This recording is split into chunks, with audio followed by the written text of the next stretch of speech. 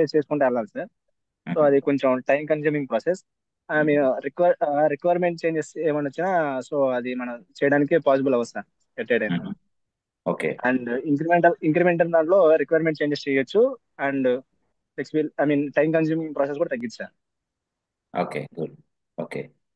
So and next SDLC, what is SDLC? I mean ఏదైనా నేను ఒక ప్రాజెక్ట్ మనం ఏదైనా చేయాలన్నా దానికి 7 స్టెప్స్ ఉంటాయి సార్. ఆ 7 స్టెప్స్, ఆ స్టెప్స్ చేయాలన్నా సరే మనం ఆ వా- పైన ఉన్న సీక్వెన్షియల్ మోడల్ కానీ ఇంక్రిమెంటల్ ఇటరేటివ్ మోడల్ కానీ ఆ రెండిట్లో మనం ఏదో ఒకటి సెలెక్ట్ చేసుకోవాలి. ఓకే, ఓకే, సరే. ఓకే, యాక్చువల్గా ఇందులో చెప్పాలంటే మనం if you want to construct building, okay, if you want to construct building, ఈ బిల్డింగ్ కన్స్ట్రక్ట్ చేసుకోవాలనుకోండి.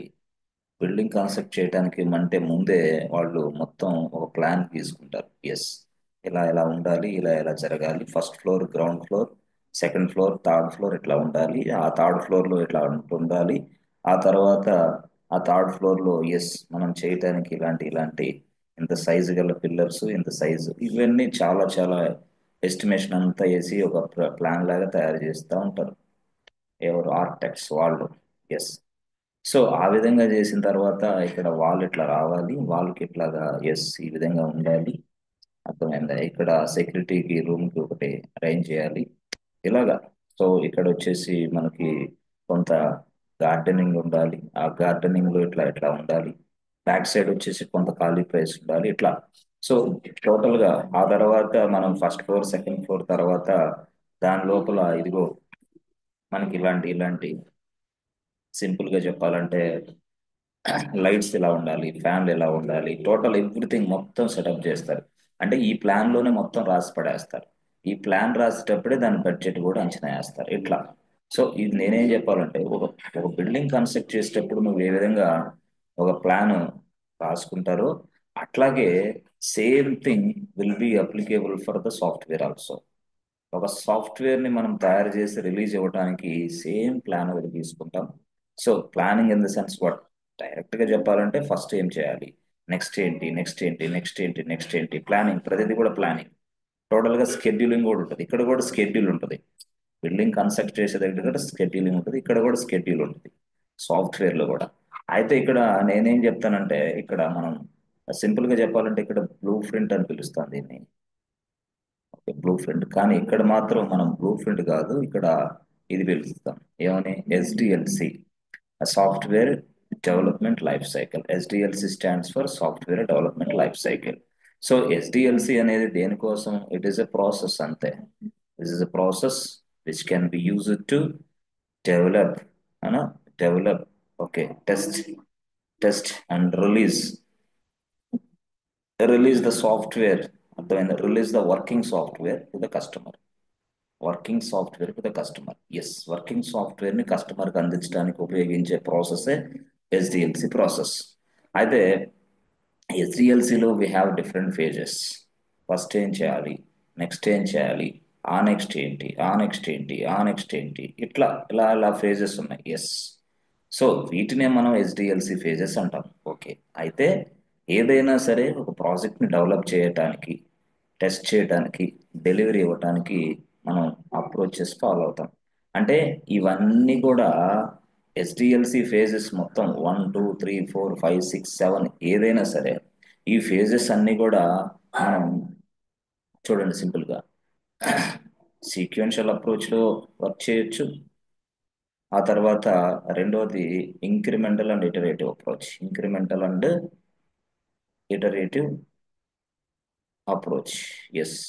అంటే sequential approach as well as incremental and iterative approach. అంటే SDLC software development life cycle process 7 phases ఉంది కదా, ఈ 7 phases ని మనం sequential approach, okay, or incremental and iterative approach ఉపయోగించి మనం చేయొచ్చు. ఓకే.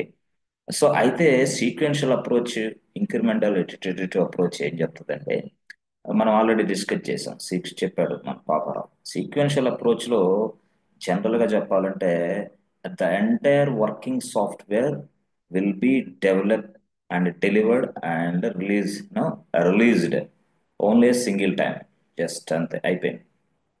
అంటే చాలా ఎంత పెద్ద ప్రాజెక్ట్ అన్నా తీసుకో, దాన్ని టోటల్గా డెవలప్ చేసి దాన్ని టోటల్గా టెస్ట్ చేసి నెక్స్ట్ టెస్టింగ్ తర్వాత రిలీజ్ చేసి పడేస్తాం అంతే, సింగిల్ టైం. కానీ ఇక్కడ ఇంక్రిమెంటల్ అండ్ ఇటరేటివ్ అప్రోచ్లో, సో ఇంక్రిమెంటల్ అండ్ ఇటరేటివ్ అప్రోచ్లో ఎంత పెద్ద ప్రాజెక్ట్ అయినా సరే దాన్ని డివైడ్ చేస్తాం పీసులు పీసులుగా. ఎస్, ఇలాగా డివైడ్ చేసి పడేసి, ఎస్ ఈ మంత్లో ఇది రిలీజ్ చేస్తాం, ఈ మంత్లో ఇది రిలీజ్ చేస్తాం, ఈ మంత్లో ఇది రిలీజ్ చేస్తాం. కస్టమర్ పొరపాట్లు వచ్చి అయ్యా బాబు నెక్స్ట్ మంత్ రిలీజ్ చేయబోయే సాఫ్ట్వేర్లో ఈ మోడిఫికేషన్ ఉన్నాయి మహాప్రభు, ఆ మోడిఫికేషన్ దయచేసి నెక్స్ట్ తయారు చేయబోయే సాఫ్ట్వేర్లో ఇంక్లూడ్ చేసి మీరు సాఫ్ట్వేర్ తయారు చేసి రిలీజ్ చేయండి అంటే వెంటనే okay customer no problem. Customer అంటే ఎవరు ఇక్కడ? Client. Okay client no problem అని చెప్పొచ్చు. ఎందుకంటే ఇక్కడ పీసులు పీసులుగా కదా.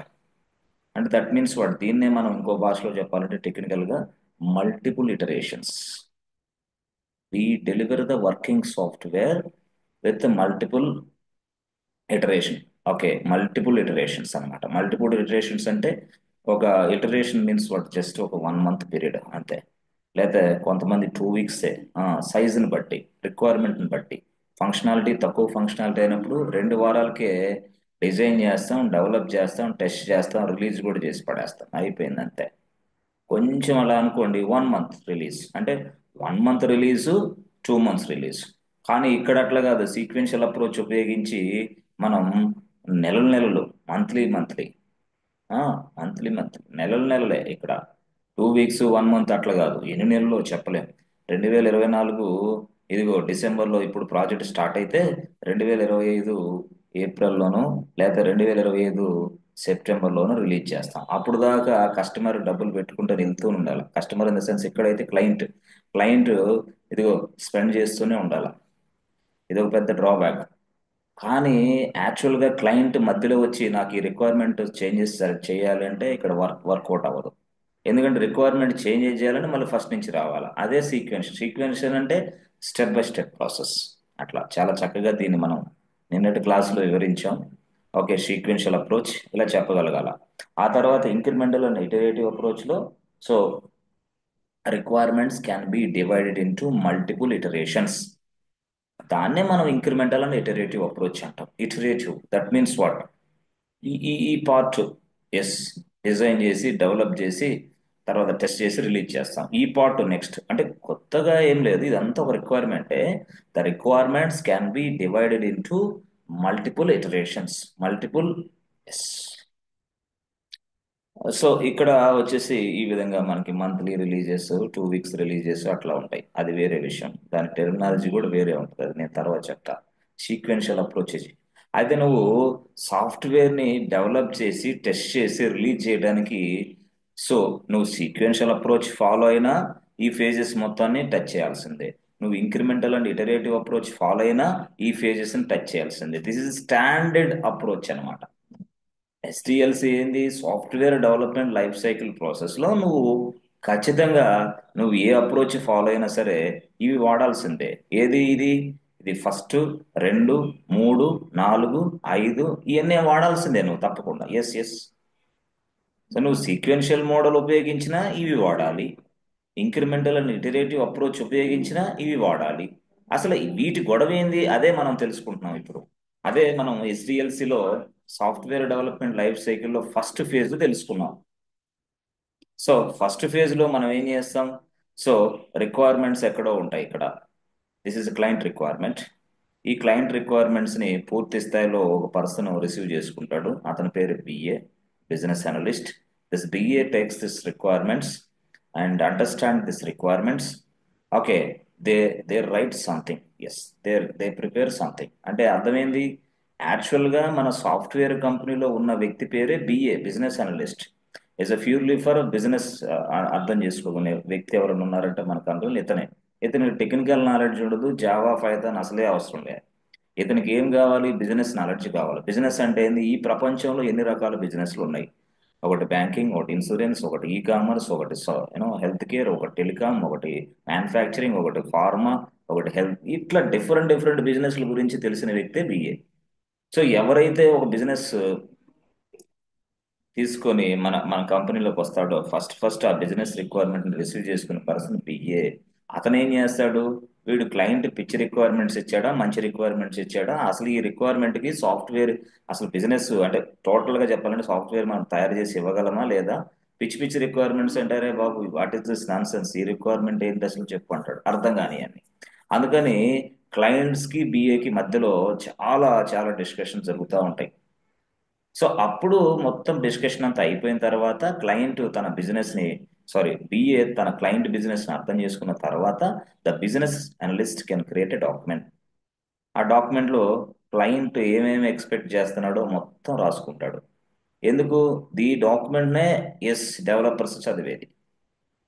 Based on this document the developer right the code, అంతే. డెవలపరు ఈ బిజినెస్ రిక్వైర్మెంట్ డాక్యుమెంట్లు ఉన్న ఈ మొత్తాన్ని అర్థం చేసుకొని వాళ్ళు కోడ్ రాయాలి, అదనమాట. అందుకోసం బిఏ. అంతేగాని డెవలపర్స్ డైరెక్ట్ గా క్లయింట్ తోటి ఇంటరాక్ట్ నో అవుతారు, కానీ ఇప్పుడు కాదు, ఫస్ట్ ఇట్లా ఇట్లా అనమాట. సరే సరే సార్, ఇప్పుడు బాగానే ఉంది. ఇప్పుడు యాక్చువల్ గా బిజినెస్ రిక్వైర్మెంట్ ఇవి ఇలా కింద ఇస్తాడు. ఇదంతా నిన్నటి క్లాస్, యాక్చువల్గా ఈ రోజు కాదు, నిన్నటి క్లాస్ ఆల్రెడీ చెప్పాను. బట్ మీరు చెప్పలేకపోతున్నారు. What was our last discussion అంటే చెప్పలేకపోతున్నారంటే you are in somewhere yesterday. Okay. So ఈ రోజు అప్ టు ఈ డేట్ లో కూడా మీరు ఎక్కడెక్కడ ఉంటారు, అది మీ ప్రాబ్లం కాదు మిత్రులారా, మీ తల్లిదండ్రుల ప్రాబ్లం కాదు, ఏజ్ ప్రాబ్లం. ఈ ఏజ్ లో ఎవరు చెప్పిన మాట వినరు, విన్నా కూడా వెంటనే క్షణాల్లో మర్చిపోతారు. మనకు రక్త సంబంధికులు చెప్పిన మాటలు అయితేనే వాల్యూ. ఈ వయసు ఏజ్ అటువంటిది. కాబట్టి హైదరాబాద్ వెళ్ళినా బెంగళూరు వెళ్ళినా రక్త సంబంధాలు వదలవు. రక్త సంబంధాలు ఖచ్చితంగా ఏర్పరచుకుంటారు ప్రతి ఒక్కళ్ళు. రక్త సంబంధాలు, ఇంటి దగ్గర రక్త సంబంధాల కంటే ఇక్కడ రక్త సంబంధాలు ఎక్కువ అవుతాయి. కాబట్టి దయచేసి జీవితంలో పైకి ఎదగాలంటే, ఇంకా మంచి మంచి స్టెప్స్ తీసుకోవాలంటే ఫస్ట్ నువ్వు ఎందుకు వచ్చావు ఈ సిటీకి అనేది అర్థం చేసుకుని ఎవరైనా సరే కోర్స్ నేర్చుకుంటే వాళ్ళ లైఫ్లో తిరుగులేని శక్తికి ఎదుగుతారు. ఎందుకంటే నేను నా ఎక్స్పీరియన్స్లో చూసిన స్టూడెంట్స్ మొత్తాన్ని చూస్తే ఈ పిచ్చి ఎక్కువగా ఉంటుంది. ఓకే. అందుకోసం నేను ఈ పిచ్చి వల్లే సగం మంది జీవితాలు నాశనం చేసుకుని ఇంటికి వెళ్ళిపోయాడు కొంతమంది. కాదులే ఇంకా 4 సంవత్సరాలు ఆగుదాం మళ్ళీ ట్రై చేద్దామని కొంతమంది. ఈ విధంగా ఐటీలో ఎన్నో ఒడిదుడుకులు చూస్తూ ఉంటారు. కొంతమంది అయితే సాఫ్ట్వేర్లు ఉద్యోగాలు ఎవడు చెప్పింది ఆ కోర్స్ మంచిది కాదు, ఈ కోర్స్ మంచిది కాదని అట్లా అట్లా అట్లా కాలక్షేపం చేసుకుని ఇంటికి వెళ్ళిపోయి ఇంకొంతమంది అట్లా. కాబట్టి నేను ఏం చెప్తానంటే what was our last discussion అంటే, నీ దగ్గర ఒక పేపర్ ఉండాలి, లాస్ట్ క్లాస్లో పేపర్, ఆ పేపర్ను నువ్వు చదువు అంతే. ఇక నాకు ఏమొద్దు, ఆ పేపర్ నువ్వు చదవగలిగే శక్తి నీ దగ్గర వచ్చిందంటే నువ్వు పర్ఫెక్ట్ స్టూడెంట్వి. ఈ క్లాస్ నీకు పర్ఫెక్ట్గా అర్థమవుతుందని నేను అర్థం చేసుకుంటా. అంతకు మించి ఇక ఇక మీ అందరు ఎంతమంది వచ్చినా సరే ఓకే వీళ్ళందరూ వస్తున్నారు పోతున్నారని మాత్రమే అనుకుంటాను నేను. అది దానివల్ల ఏంటంటే మీకు నష్టం, నాకేం నష్టం లేదు. ఎందుకంటే నేను సబ్జెక్ట్ డెలివరీ ఇవ్వగలను. డెలివరీ ఇచ్చిన సబ్జెక్ట్ని మీరు దాన్ని శ్రద్ధగా చదివి ప్రజెంటేషన్ స్కిల్స్ మీరు నేర్చుకోవాలి. ఇంకా మాకు ఏదో చేయాలి, ఇంకా మాకేదో ఏది ఎవడు ఏం చేయలేడు, గుర్తుపెట్టుకోండి. సరే సార్, ఇప్పుడు యాక్చువల్గా ఈ సాఫ్ట్వేర్ డెవలప్మెంట్ లైఫ్ సైకిల్లో ప్రాసెస్లో ఫస్ట్ది మనం ఫస్ట్ ఫేజ్ మీరు ఇట్లా చెప్పారు, బిజినెస్ అనలిస్ట్ ఇట్లా రిక్వైర్మెంట్స్ తీసుకుంటారని. సో ఆ ఫేజ్ కి వాడు నేమ్ ఒకటి ఇచ్చాడు. ఆ నేమే ఎస్ రిక్వైర్మెంట్ రిక్వైర్మెంట్ కలెక్షన్ అనే పేరు పెట్టాడు. ఆ ఫస్ట్ ఫేజ్ కే requirement collection. Okay. Next phase వచ్చేసి రిక్వైర్మెంట్ కలెక్షన్ ఫస్ట్ ఫేజ్. దాన్నే ఇంకో భాషలో శాంపిల్ గా వాడు ఏమని పిలుస్తారంటే రిక్వైర్మెంట్ గ్యాదరింగ్ ఫేజ్ అని కూడా పిలుస్తాడు. రిక్వైర్మెంట్ గ్యాదరింగ్ ఫేజ్ అని కూడా పిలుస్తాడు. ఓకే. ఫస్ట్ ఫేజ్ ఎస్డిఎల్సిలో ఫస్ట్ ఫేజ్ ఇదే. ఓకే. సరే. అంటే ఇప్పుడు ఆఫ్టర్ ఇనిషియేటింగ్ ద ప్రాజెక్ట్, నేను చెప్పాను project manager project charter project plan ready చేసిన తర్వాత, ఇనిషియేట్ అయిన తర్వాత ఎస్ ఫస్ట్ స్టెప్ లో జరిగే పని ఇదే రిక్వైర్మెంట్ కలెక్షన్. ఓకే. సరే, ఇప్పుడు యాక్చువల్గా అది మొత్తం ఫ్రీజ్ అవుతుంది. రిక్వైర్మెంట్ కలెక్షన్ తీసుకోవటం అన్ని చేసుకోవటం తర్వాత ఈ బిజినెస్ అనలిస్ట్ ఒక డాక్యుమెంట్ తయారు చేయటం బిఆర్ఎస్ అంతా అయిపోతాయి. సో ఈ డాక్యుమెంట్ లో మొత్తం రాసేసుకుంటాడు. బిఆర్ఎస్ డాక్యుమెంట్ లో మొత్తం రాసేసుకుంటాడు టోటల్ గా, ఇది క్లయింట్ ఇది కోరుకుంటున్నాడు మీ దగ్గర నుంచి అని. సో ఎప్పుడైతే క్లయింట్ ఇది కోరుకుంటున్నాడు మీ దగ్గర నుంచి అని ఈ బిఆర్ఎస్ లో ఈ బిఏ అనేవాడు రాశాడో, సో ఈ రాసిన డాక్యుమెంట్ తీసుకొని ఎస్ మరికొంతమంది వస్తారు పిక్చర్ లోకి. ఈ రాసిన డాక్యుమెంట్ తీసుకొని అసలు సీనియర్స్ ఎవరైతే ఉన్నారో, so architects, senior cloud engineers, seniors DevOps engineers, something call total everything మొత్తం అంతా తెలిసిన వాళ్ళు అట్లీస్ట్ 15+, 10+ అబోనే మాక్సిమం 15+.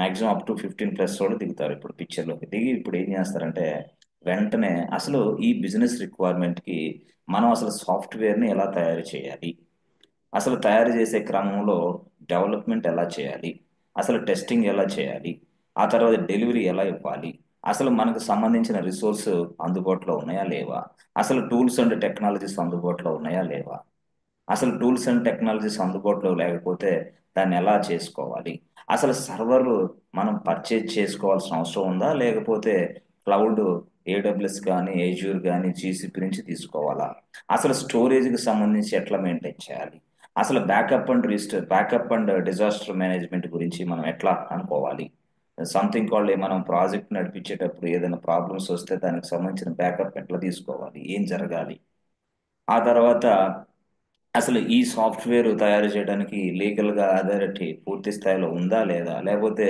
నాన్ సెన్స్ పనులన్నీ చేసిస్తే మళ్ళీ మనకి వాడు లీగల్ యాక్షన్ తీసుకుంటాడు మన మీద, మన సాఫ్ట్వేర్ కంపెనీ మీద. కాబట్టి వెదర్ దీనికి మొత్తం అంటే చట్టానికి లోబడి ఈ సాఫ్ట్వేర్ మనం తయారు చేస్తున్నాం లేకపోతే వేరే విధంగా నాన్ సెన్స్ పనుల కోసం దీన్ని తయారు చేస్తున్నాం అనేది కూడా చూసుకుంటారు వాళ్ళు. అది లేకపోతే వెంటనే క్లయింట్కి చెప్తాడు, client yes we are unable to do this process, please take away అంటారు. ఎందుకు?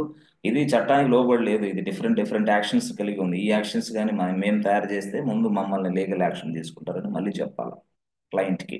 సో దీన్ని మొత్తాన్ని పరిశీలిస్తారు. At the same time so రియల్గా చెప్పాలంటే can we develop and deliver and test and can we develop and test and deliver this project within the time period or not.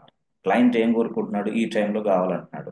ఈ టైంలోకి మనం దీన్ని డైరెక్ట్గా డెవలప్ చేసి టెస్ట్ చేసి delivery ఇవ్వగలమా లేదా. ఓకే అంటే ఇది ఇట్లా. ఆ తర్వాత అసలు మనకి దీని బడ్జెట్ ఎంత, విత్ ఇన్ ద బడ్జెట్లో దీన్ని చేయగలమా లేకపోతే బడ్జెట్ క్రాస్ అవుతుందా. విత్ ఇన్ ద బడ్జెట్ అంటే ఏంది, సింపుల్గా ఇదిగో దీనికి సంబంధించి ప్రాజెక్ట్ బడ్జెట్ 1.5 CR అయితే మనం 3 CR చేస్తే క్లయింట్ మనం డైరెక్ట్గా ఇంటికి వెళ్ళమా అంటారు. నెక్స్ట్ ఈ టైంలో నువ్వు ప్రాజెక్ట్ మేనేజర్ ఉంటావు, నెక్స్ట్ టైంలో ఇంటి దగ్గర ఉంటావు, అంతే కన్ఫర్మ్.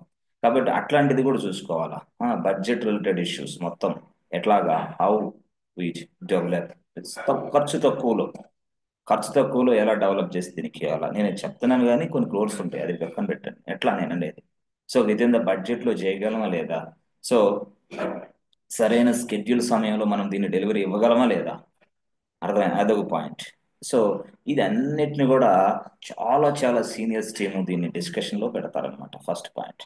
సో దీన్ని మనం ఏమని పిలుస్తామంటే సింపుల్గా చెప్పాలంటే అనాలిసిస్ అండ్ ప్లానింగ్ ఫేజ్ అంటారు. సింపుల్గా అంటే రెండింటిని ఒకటే రకంగా విడగొట్టేసాడు, analysis and planning phase. Sir దీంట్లో ఏం జరిగింది సార్, ఏం లేదు, ఇప్పుడు నేను చెప్పిందంతా జరిగింది అనాలిసిస్ అండ్ ప్లానింగ్ ఫేజ్లో, నేను చెప్పిందంతా జరిగింది పూర్తి స్థాయిలో.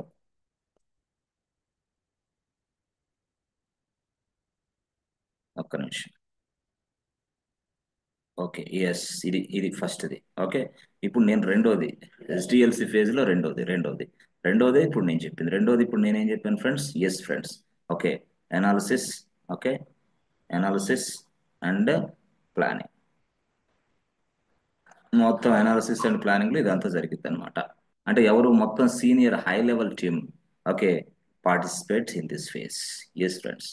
సో లైక్ నేను సంథింగ్ కాల్డ్ ప్రాజెక్ట్ మేనేజర్ ఉంటాడు, ప్రాజెక్ట్ లీడ్ ఉంటాడు, అర్థమైందా, టిఎల్స్ ఉంటారు, బిఏ ఉంటాడు, ఎస్ టోటల్గా ఎస్ఎంఈ సబ్జెక్ట్ మ్యాటర్ ఎక్స్పర్ట్ ఉంటాడు సింపుల్గా చెప్పాలంటే. ఆ ఆ తర్వాత క్లయింట్ కూడా ఇంటరాక్షన్ అవుతూ ఉంటాడు వీళ్ళతోటి. ఎస్ టోటల్గా. ఆ తర్వాత వీళ్ళు ఇదే కాకుండా వీళ్ళు భవిష్యత్తులో ఫ్యూచర్లో ఈ ప్రాజెక్ట్స్కి ఎలాంటి ప్రాబ్లమ్స్ వస్తే మనం మన దగ్గర ఎస్ ఏం ప్రిపేర్ చేసుకోవాలో, మన దగ్గర ఎటువంటి డాక్యుమెంట్స్ స్టోర్ చేసుకోవాలనేది కూడా వీళ్ళు చేస్తారు. అంటే the total entire project and entire project documentation will be captured. So ఆ విధంగా వాళ్ళు డిసైడ్ చేస్తారు ఏమని, they decide the project documentation project documentation standards. అసలు ఈ ప్రాజెక్ట్కి సంబంధించిన డాక్యుమెంటేషన్ మనం ఎక్కడ స్టోర్ చేయాలి, ఎలా స్టోర్ చేయాలి, స్టోర్ చేసిన దాన్ని ఎలా భద్రపరచాలి. అంటే ఇప్పుడు సపోజ్ ఇప్పుడు ఈ ఈ సంవత్సరంలో ఈ ప్రాజెక్ట్ చేస్తే 2027 ఏదైనా సమస్య వస్తే మళ్ళీ ఆ డాక్యుమెంట్సే కావాలి మళ్ళీ మనకి, అదర్వైజ్ చాలా ప్రాబ్లం.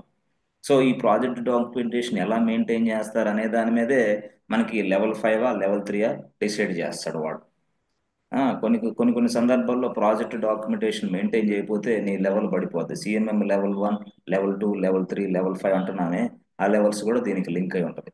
అది నేను సిఎంఎం లెవెల్ 3, లెవెల్ 5 ఎట్లా వచ్చిందో చెప్పేటప్పుడు నేను ప్రయత్నం చేస్తాను దానికోసం, ఇప్పుడు వద్దు. సో ఇట్లా ప్రాజెక్ట్ డాక్యుమెంటేషన్స్, అర్థమైందా? అదే విధంగా అసలు ఇక్కడ కోడింగ్ స్టాండర్డ్స్, డెవలపర్ కోడింగ్ రాస్తాడు కదా, మరి కోడింగ్ స్టాండర్డ్స్ ఎలా మెయింటైన్ చేయాలి? కోడింగ్ స్టాండర్డ్స్, అసలు కోడ్ రాసిన తర్వాత డెవలపర్ వాడి రెస్పాన్సిబిలిటీస్ ఏంటి, ఏమేమి చేయాలి? ఆ కోడ్ రాసిన తర్వాత డెవలపర్ ఇదిగో వాడే కోడ్ని రివ్యూ చేసుకోవాలి. ఒకసారి రివ్యూ చేసిన తర్వాత అతనే మరొకసారి యూనిట్ టెస్టింగ్ చేసుకోవాలి. యూనిట్ టెస్టింగ్ ఏంటి, తను రాసిన కోడ్ తనే చేసుకోవాలి. ఇలాంటి ఎన్ని గైడ్ లైన్స్ అనమాట మొత్తం తయారు చేస్తారు వీళ్ళు, అదే ఇక్కడ చేసేది.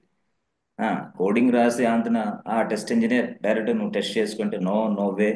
ఫస్ట్ కోడింగ్ రాసిన తర్వాత ఆ డాక్యుమెంటేషన్ స్టాండర్డ్స్ ఏం చెప్తున్నాయి మనకంటే, ఎస్, కోడింగ్ డెవలపర్ రాసిన తర్వాత అతనే దాన్ని రివ్యూ చేసుకోవాలి.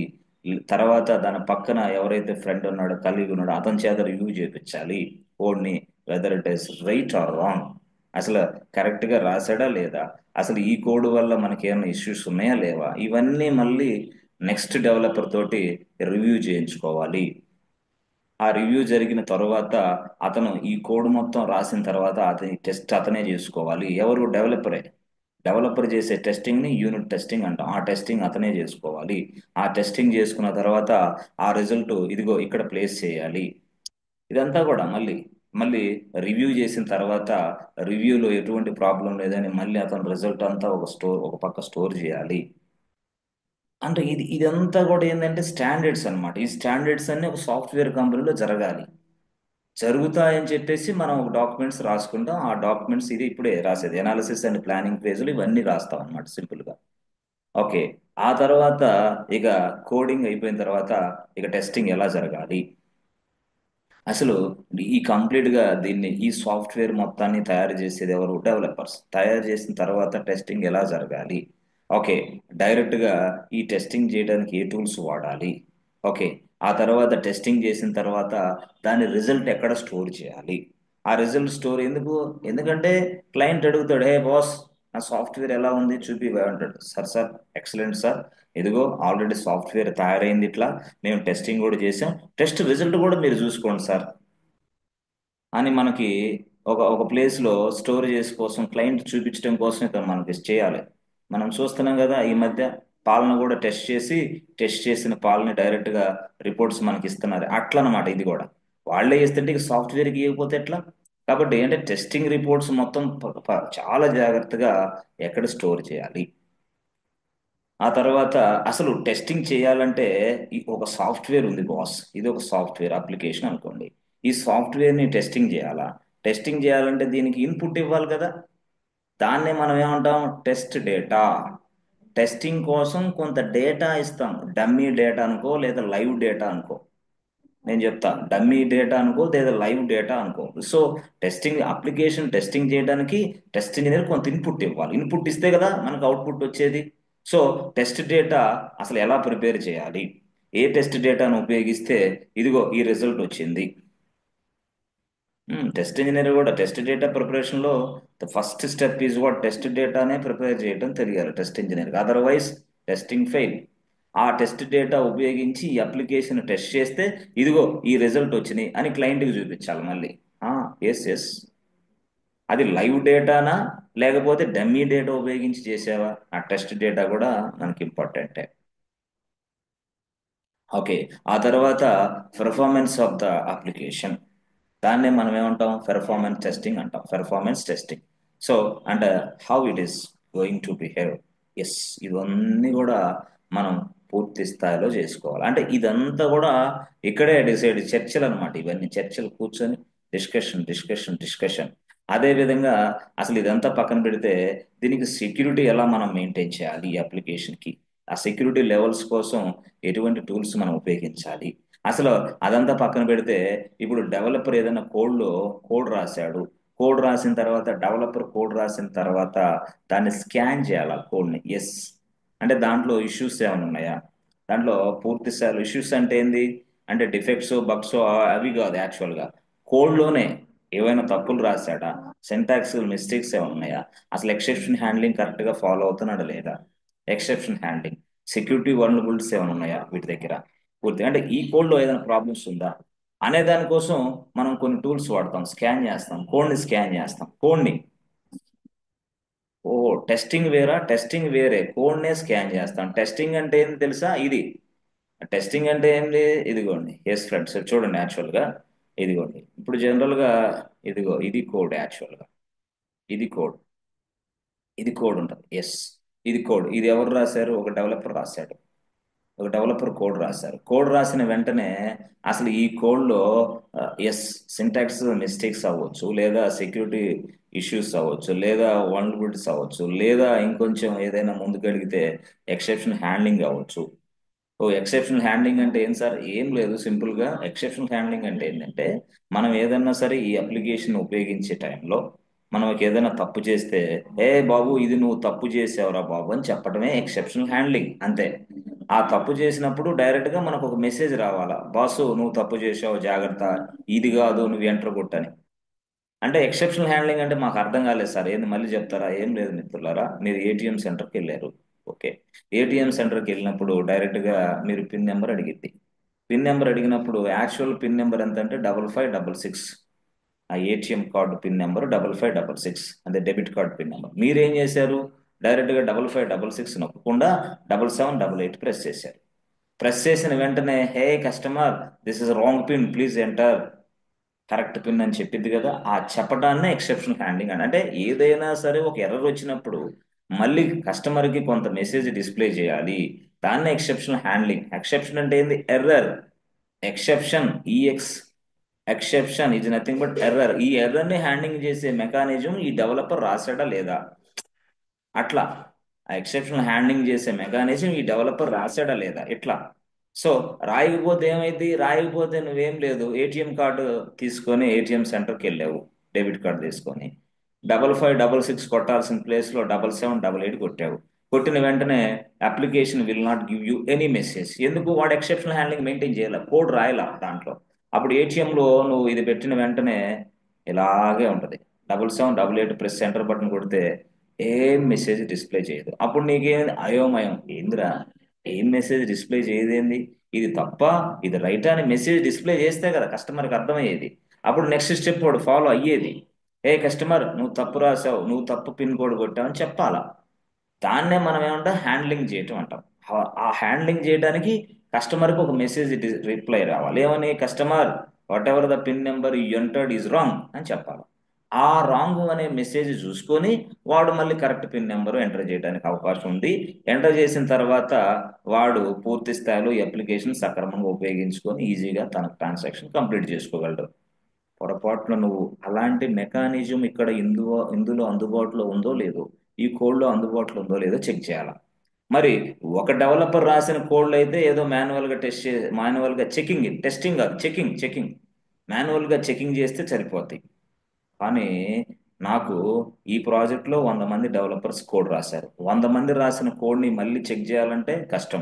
గతంలో జమానాలు అంటే ఓల్డెన్ డేస్ లో, బ్యాక్ ఎండ్ డేస్ లో ఈ రాసిన కోడ్ని మనం మాన్యువల్ గా చెకింగ్ చేసేవాళ్ళమే. కానీ ఈ కోడ్ మొత్తాన్ని ఒక టూల్కి అప్పగిస్తే చాలు, ఆ టూల్ వెంటనే ఈ కోడ్ మొత్తాన్ని స్కాన్ చేసి పడేసిద్ది. మొత్తం దీంట్లో ఇష్యూస్ ఏమైనా ఉన్నాయా, ప్రాబ్లమ్స్ ఏమైనా ఉన్నాయా, అసలు టోటల్ గా ఈ టూల్ ని ఒక వ్యక్తి తయారు చేశాడు దానికి అనుకూలంగా. ఆ టూల్ అనేది పూర్తి స్థాయిలో ఈ కోడ్లో ఏ ప్రాబ్లమ్స్ ఉన్నాయో చెప్పగలిగింది. వెంటనే ఆ టూల్ ఏం చేసి తెలుసా? పక్కనే రిజల్ట్ మొత్తాన్ని చూపించింది. ఈ రిజల్ట్ మొత్తాన్ని ఎస్ డిస్ప్లే చేసింది, ఏ బాబు ఈ కోడ్లో ఈ మిస్టేక్స్ ఉన్నాయి చూసుకోరా బాబు అని, ఈ కోడ్లో ఈ మిస్టేక్స్ ఉన్నాయి చూసుకోరా బాబు అని. సో అంటే టోటల్ గా ఇది అన్ని ఇష్యూస్ ఏదైతున్నాయో ఈ కోడ్లో మొత్తాన్ని ఈ కోడ్ ఈ టూల్ అనేది ఎస్ సెర్చ్ చేసి పడేసి అసలు టోటల్ గా రిజల్ట్ ఇచ్చింది. Such way that the tool has been design. ఈ టూల్ ఆ విధంగా అంత పవర్ఫుల్ టూల్ ఇది, అతను డిజైన్ చేశాడు దాన్ని. సో ఈ డిజైన్ చేసిన టూల్ ద్వారా రిజల్ట్ వస్తే ఆ రిజల్ట్ మళ్ళీ డెవలపర్, ఏ డెవలపర్ నువ్వు రాసిన కోడ్లో ఈ మిస్టేక్స్ ఉన్నాయి, ఇదిగో ఈ టూల్లో మొత్తం రిజల్ట్ అంతా ఉంది, ఇదిగో నువ్వు ఈ టూల్కి వెళ్ళి ఆ రిజల్ట్ చూసుకో అని మనం జస్ట్ లింక్ ఇస్తాం. నేను కానీ మీకు జూమ్ లింక్ ఎట్లా ఇస్తే మీరు లాగిన్ అవుతారు, అట్లాగా ఈయనకి డెవలపర్కి లింక్ ఇస్తాం. ఆ లింక్ ఇచ్చిన వెంటనే డెవలపర్ డైరెక్ట్ గా ఆ లింక్ ప్రకారం ఆధారం క్లిక్ చేసిన వెంటనే ఇక్కడ వచ్చి పడతాడు. తన కోడ్లో ఇలాంటి మిస్టేక్స్ ఉన్నాయా, అయ్యో అట్లయితే ఈ మిస్టేక్ ని ఇలా చేయాలా, ఆ మిస్టేక్ అట్లా వెంటనే ఈ డెవలపర్ ఫాస్ట్ గా ఈ కోడ్ ని మాడిఫై చేసి పడేస్తాడు. సో ఈ టూల్ కానీ లేకపోతే ఇక డెవలపర్ కి 20 days కాదు కదా, నెల తిరిగినా అర్థం కాదు. టూల్ అనేది అంత మంచి పవర్ఫుల్ మెకానిజం ఇక్కడ. సో ఈ టూల్ ఉపయోగించేదే డెవాప్స్ ఇంజనీర్. ఈ టూలే లేకపోతే ఇంచు కూడా ముందుకు కదలదు ప్రాజెక్ట్. టూల్ డెవాప్స్ టూల్ ఇది యాక్చువల్గా. దాని పేరే సోనార్ క్యూబ్. దాని పేరే సోనార్ క్యూబ్. ఈ సోనార్ క్యూబ్ అనేది ఇన్స్టాల్ చేసి కాన్ఫిగర్ చేసి సెటప్ మొత్తం రెడీ చేసి ఆ సెటప్ చేసిన తర్వాత ఈ కోడ్ మొత్తాన్ని ఈ టూల్కి అప్పగించి రిజల్ట్ వచ్చేదాకా డెవాప్స్ ఇంజనీర్ పనిచేస్తాడు. వచ్చిన రిజల్ట్ ని డెవలపర్ కి, hey developer please use this link to display to check your code details అని డెవలపర్ కి ఇస్తాడు. ఇచ్చిన వెంటనే డెవలపర్ మళ్ళీ ఈ విధంగా చెక్ చేసుకుంటాడు. అంటే దీన్నే మనం ఏమంటామంటే కోడ్ అనాలిసిస్ అంటాం. కోడ్ అనాలిసిస్ టెస్టింగ్ కాదు మిత్రులారా, టెస్టింగ్ వేరే. టెస్టింగ్ అంటే టెస్టింగ్ అంటే డైరెక్ట్ గా కోడ్ ని స్కానింగ్ చేయటం కాదు. టెస్టింగ్ అంటే అప్లికేషన్ ని ఎగ్జిక్యూషన్ చేసి టెస్ట్ చేస్తాం, అది వేరే, అది వేరే. టెస్టింగ్ కాదు ఇది. జస్ట్ స్కానింగ్, కోడ్ ని అనాలిసిస్ చేస్తాం డైరెక్ట్ గా. సో దాన్నే ఉపయోగించడానికి ఈ టూల్ వాడతాం, అదే సోనార్ క్యూబ్. ఈ సోనార్ క్యూబ్ వాడే వాళ్ళనే డెవ్ సెకాప్స్ అంటారు. SEC ops, DevSecOps. ఈ డెవ్ సెకాప్స్ టూల్స్ లో సోనార్ క్యూబ్ వాడతాం మనం సింపుల్ గా. డెవ్ సెకాప్స్ ఇదేదో పెద్ద సపరేట్ కోర్స్ అన్నట్టు ఫీల్ అవుతుంటారు కానీ జనాలు, ఏం లేదు మిత్రులారా. డెవాప్స్ హై లెవెల్ డెవాప్స్ ఒకటి ఉంటుంది. ఈ డెవాప్స్ కొన్ని టూల్స్ మెయింటైన్ చేస్తే డెవ్ సెకాప్స్ మరికొన్ని టూల్స్ మెయింటైన్ చేస్తాయి. ఎస్సిసి దట్ మీన్స్ వాడు సెక్యూరిటీ, అంతే, సెక్యూరిటీ దానికోసమే డెవ్ సెకాప్స్ వాడతారు. అది ఇది రెండు సమానమే. కాకపోతే డెవాప్స్ లో కొన్ని టూల్స్, డెవ్ సెకాప్స్ లో మరికొన్ని టూల్స్ ఎక్స్ట్రా నేర్చుకుంటే సెట్ అయిపోవచ్చు. అయితే మనం డెవాప్స్ నేర్చుకోవడమే చాలా గగనంగా ఉంది కాబట్టి డెవ్ సెకాప్స్ నెక్స్ట్ లెవెల్లో నేర్చుకోవాలి. ఇప్పుడు కానీ నేర్చుకుంటే ఉన్నది అది రెండు మొత్తం పోతే కన్ఫ్యూజ్ అయిపోయి ఇంటికి వెళ్ళిపోవాల్సి వస్తుంది. అదొక పెద్ద డ్రాబ్యాక్. ఎస్, ఇది మొత్తం అదే. అంటే సెక్యూరిటీని ఎలా మెయింటైన్ చేయాలి, అసలు అప్లికేషన్ సెక్యూరిటీ ఎలా, నెట్వర్క్ సెక్యూరిటీ ఎలా మెయింటైన్ చేయాలి టోటల్గా. సో టోటల్గా ఈ సెక్యూరిటీ లెవెల్స్ ఇవన్నీ కూడా మనం ఏడబ్ల్యూఎస్ క్లౌడ్ నేర్చుకుంటూ వస్తాయి. అందుకని వాడు అడుగుతున్నాడు ఏడబ్ల్యూఎస్ కానీ ఎజ్యూర్ కానీ జీసీపీ కానీ ఏదైనా ఒక క్లౌడ్ ప్లాట్ఫామ్ ఉంటే డెవాప్స్ అనే దానికి వెయిటేజ్ పెరుగుతుంది అంటున్నాడు. ఎందుకంటే సెక్యూరిటీ లెవెల్స్ అన్ని కూడా క్లౌడ్ చాలా చాలా మనం చూడొచ్చు అక్కడ క్లౌడ్లో. సో అదొకటి సరే. అది పక్కన పెడితే ఇప్పుడు యాక్చువల్గా ఇలాగా ఇలాగా కోడ్ రాసిన తర్వాత ఇలాంటి టూల్స్ ఎలా ఉపయోగించాలి, ఎవరు ఉపయోగించాలి, దాని రిజల్ట్ ఎక్కడ ఉంచాలి, ఆ రిజల్ట్ వచ్చిన తర్వాత డెవలపర్ ఎలా కమ్యూనికేట్ చేయాలి, ఎవరు దీన్ని కమ్యూనికేట్, ఇవన్నీ కూడా ఇప్పుడు డిస్కషనే. దీన్నే మనం ఎనాలిసిస్ అండ్ ప్లానింగ్ ఫేజ్ అంటాం టోటల్గా. సో ఆ తర్వాత నీకు చెప్పాను కదా, రిసోర్స్ అవైలబిలిటీలో ఉందా లేదా, అర్థమైందా.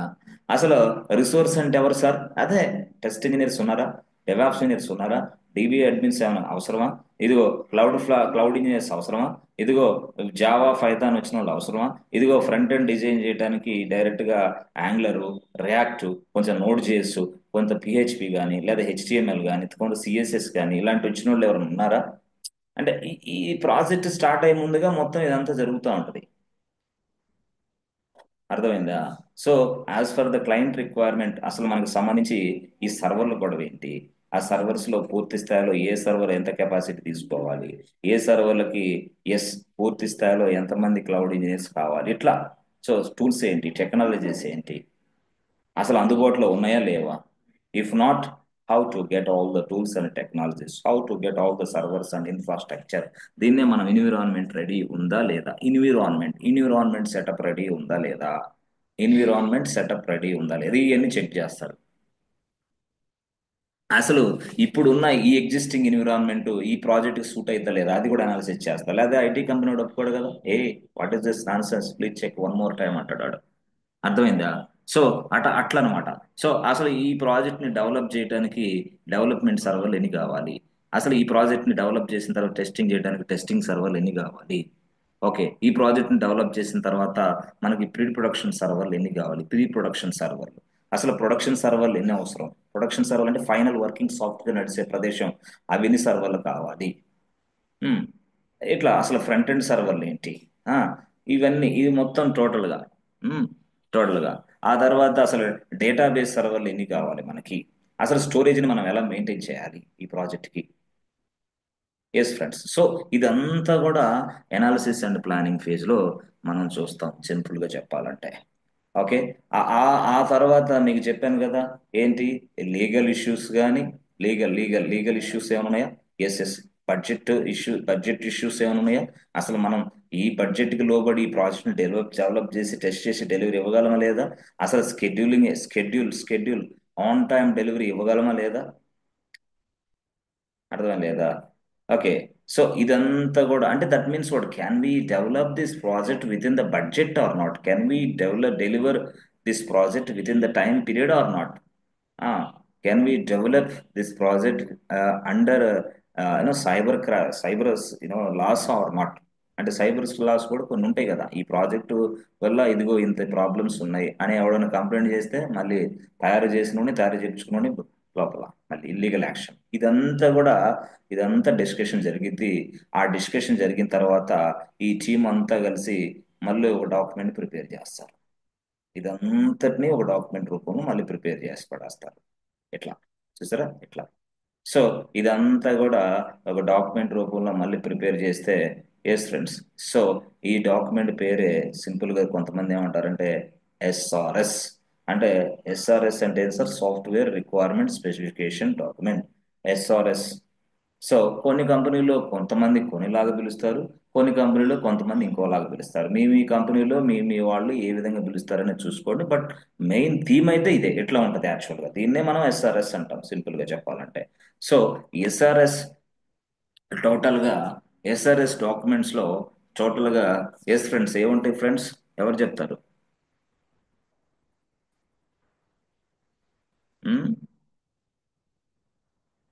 రిక్వైర్మెంట్స్ గ్యాదరింగ్, Scanning, రిక్వైర్మెంట్స్ ఇక్కడ where are you, where are you.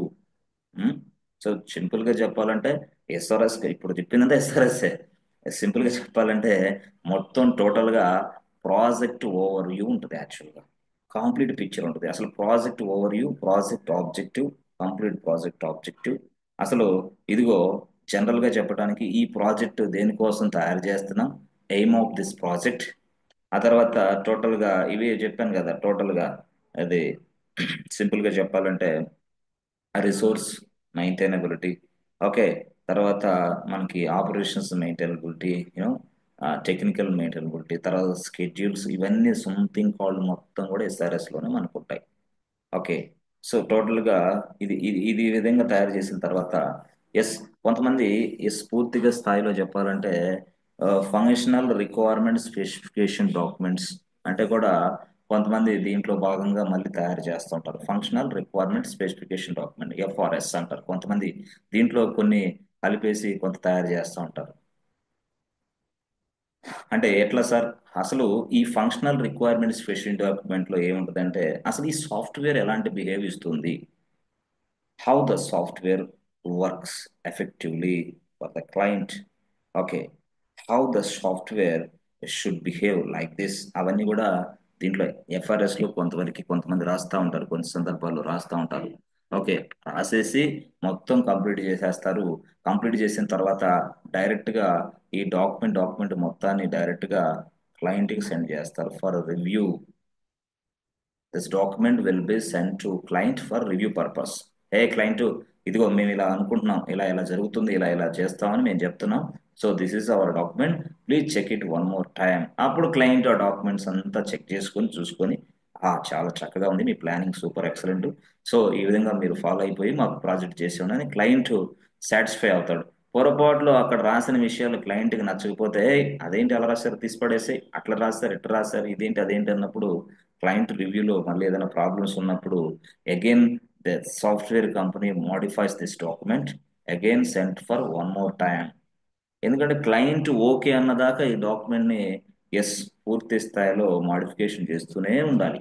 So once it is over, once it is good, అంటే దీన్నే మనం ఏమంటాం అంటే ఫ్రీజ్, అంతే, ఫ్రీజ్ అయిపోయింది. Once it is freeze, then we go for next phase, అంతే, next ఫేజ్కి వెళ్తాం. దాన్ని ఇంకో భాషలో చెప్పాలంటే once this phase is sign off, sign off. ఈ ఫేజ్ సైన్ ఆఫ్ అయిన వెంటనే నెక్స్ట్ ఫేజ్కి వెళ్తాం అని అర్థం. ఫ్రీజ్ అయిన వెంటనే, సైన్ అప్ అయిన వెంటనే నెక్స్ట్ ఫేజ్కి వెళ్తాం. సో ఆ నెక్స్ట్ ఫేజ్లో ఇప్పుడు మూడో ఫేజ్ మనకి. మూడో ఫేజ్లో వచ్చేసరికి ఇక డిజైన్. సో మూడో ఫేజ్లో డిజైన్. డిజైన్. ఇది మూడో ఫేజ్. ఎస్డిఎల్సిలో మూడో ఫేజ్ డిజైన్. సో ఈ డిజైన్ అంటే ఏం చెప్తుంది, అసలు ఏంది కంప్లీట్గా అంటే, ఇందాక మనం డాక్యుమెంట్ ఉందే, ఆ డాక్యుమెంట్ని వీడు రిఫరెన్స్గా తీసుకుంటారు ఇక్కడ. ఆ డాక్యుమెంట్ ఏది, ఎస్ఆర్ఎస్ ఉంది కదా, ఆ ఎస్ఆర్ఎస్ డాక్యుమెంట్ వీళ్ళు తీసుకుంటారు. డిజైన్. ఇక ఈ డిజైన్ చేయడానికి మళ్ళీ సపరేట్ టీం, మళ్ళీ హై లెవెల్ టీమే. మళ్ళీ హై లెవెల్ టీం పిక్చర్లోకి దిగింది. అసలు ఏంటి, అసలు క్లయింట్ ఏం కోరుకుంటున్నాడు, మనం ఏం షెడ్యూల్ చేసేసాం, మనం అసలు ఎట్లాంటి ఎన్విరాన్మెంట్ సెటప్ చేసుకుంటున్నాం, మనకు రిసోర్స్ ఏంటి, అవేంటి, అన్ని దీంట్లో రాసాం కదా. రాసిన తర్వాత ఇప్పుడు డిజైన్ ఫేజ్ మొదలైంది. అసలు సార్ ఈ డిజైన్ ఫేజ్ లో ఏం జరిగింది, ఇప్పుడు అది మనం నేర్చుకోవాలి. అసలు డిజైన్లో ఏం జరుగుతుంది, ఏం లేదు, సింపుల్ గా ఇది డిజైన్ ఫేజ్ లో మనం ఏం చేస్తామంటే, టోటల్ గా కంప్లీట్ ఏదైతే ప్రాజెక్ట్ ఉందో, the project can be divided into multiple modules. Complete గా ఏది, ప్రాజెక్ట్ మొత్తాన్ని కంప్లీట్ గా మల్టిపుల్ మాడ్యూల్స్ గా డివైడ్ చేసి పడేస్తాం. Yes. So all the senior members of this company participate in this phase. మొత్తం టోటల్ సీనియర్స్ మెంబర్సే పార్టిసిపేషన్ చేస్తారు.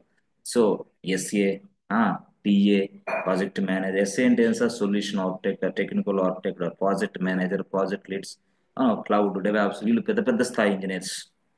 So that means what, basically మనం ఈ ప్రాజెక్ట్ మొత్తాన్ని డివైడ్ చేస్తాం మాడ్యూల్స్ గా అనేది గుర్తుపెట్టుకోండి అంతే. ఎక్కడ, డిజైన్ ఫేజ్ లో టోటల్ గా.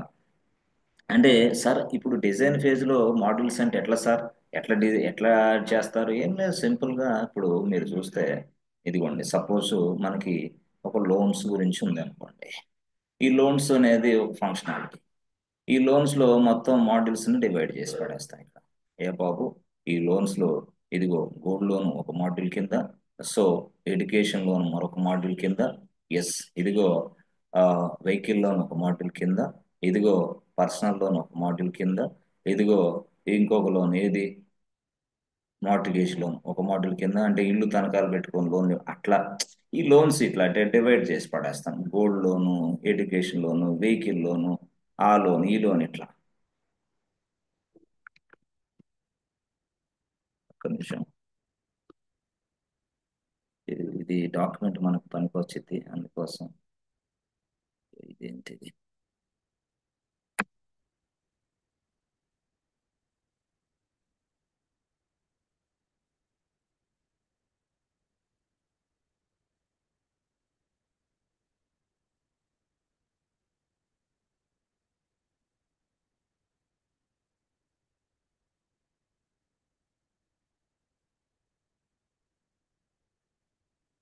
దీంతో కొంచెం పని ఉంది, అందుకని డయాగ్రాఫ్ లాగా వస్తుంది. పర్సనల్ లోను, తర్వాత business loan.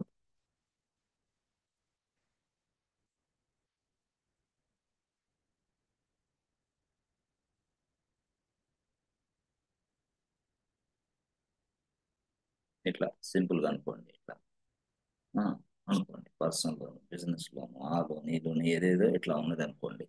That means what, this will be divided into number of models అనుకోండి. మీకు అర్థం కావడం కోసం నేను ఇట్లా చెప్తున్నా.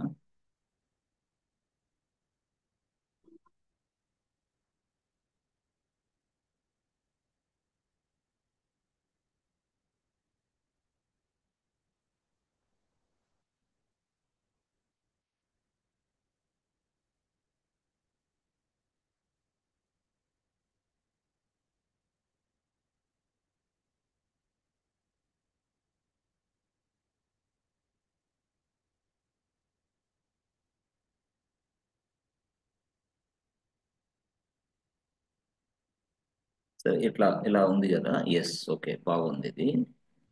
దీనికోసం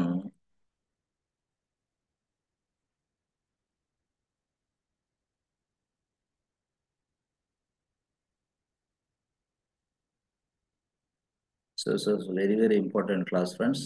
ఈ క్లాస్ నుంచే మనం ఫ్రమ్ ద స్క్రాచ్ నుంచి టాప్ లోకి వెళ్ళిపోతాం డైరెక్ట్ గా. స్క్రమ్ మాస్టర్ డైరెక్ట్ గా ఏం చేస్తాడో కూడా లాస్ట్ ఫైనల్ అదే ముగింపు ఇక.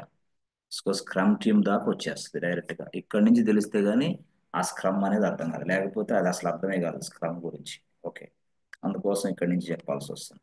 సరే, ఇప్పుడు యాక్చువల్గా ఈ లోన్స్, ఈ గోల్డ్ లోన్ అవి, అంటే నేనేం చెప్పాను, లోన్స్ అనేది ఒక మాడ్యూలే, the module can be divided into ఇట్లా ఇంకొన్ని మాడ్యూల్స్ గా డివైడ్ అయితే 1 2 3 4 5 6 మాడ్యూల్స్ గా డివైడ్ చేసేసారు. ఓకే, సో అంటే దాని అర్థం ఏంటంటే it describes the entire architecture of the project. అర్థమైందా టోటల్ గా. సో అంటే సింపుల్ గా చెప్పాలంటే మీకు పూర్తి స్థాయిలో ఇదిగోండి, ఇక్కడ ఉన్న ఈ గోల్డ్ లోన్ అనే module education loan, personal loan, business loan model ఇది. కానీ వీటికంటే ముందుగానే కొన్ని మోడల్స్ ఉన్నాయిగా, లోన్సే కాదు ఇక్కడ. ఎస్ పేమెంట్స్ అనేది ఒక మోడల్ వాడింది మళ్ళీ ఈ ప్రాజెక్ట్ లోనా, మరి ఈ ప్రాజెక్ట్ లో పేమెంట్స్ అనేది ఒక మోడల్. ఆ పేమెంట్స్ లోకి మళ్ళీ డిఫరెంట్ ఇంకొక మోడల్స్ ఉంటాయి మళ్ళీ. అంటే పేమెంట్స్ ఎలా చేయాలి, స్కాన్ చేసి పేమెంట్ చేస్తావా, ఇది ఒక మోడల్ కింద మళ్ళీ డెవలప్ చేయాలి. ఆ తర్వాత ఆ స్కాన్ కాదు, డెబిట్ కార్డ్ ఉపయోగించి పేమెంట్ చేస్తావా, అదొక మోడల్ అయితే మళ్ళీ. అర్థమైందా? లేదు లేదు, డెబిట్ కార్డు కాదు, అది కాదు, క్రెడిట్ కార్డు ద్వారా పేమెంట్ చేస్తావా, అదొక మోడ్యూల్ అయితే.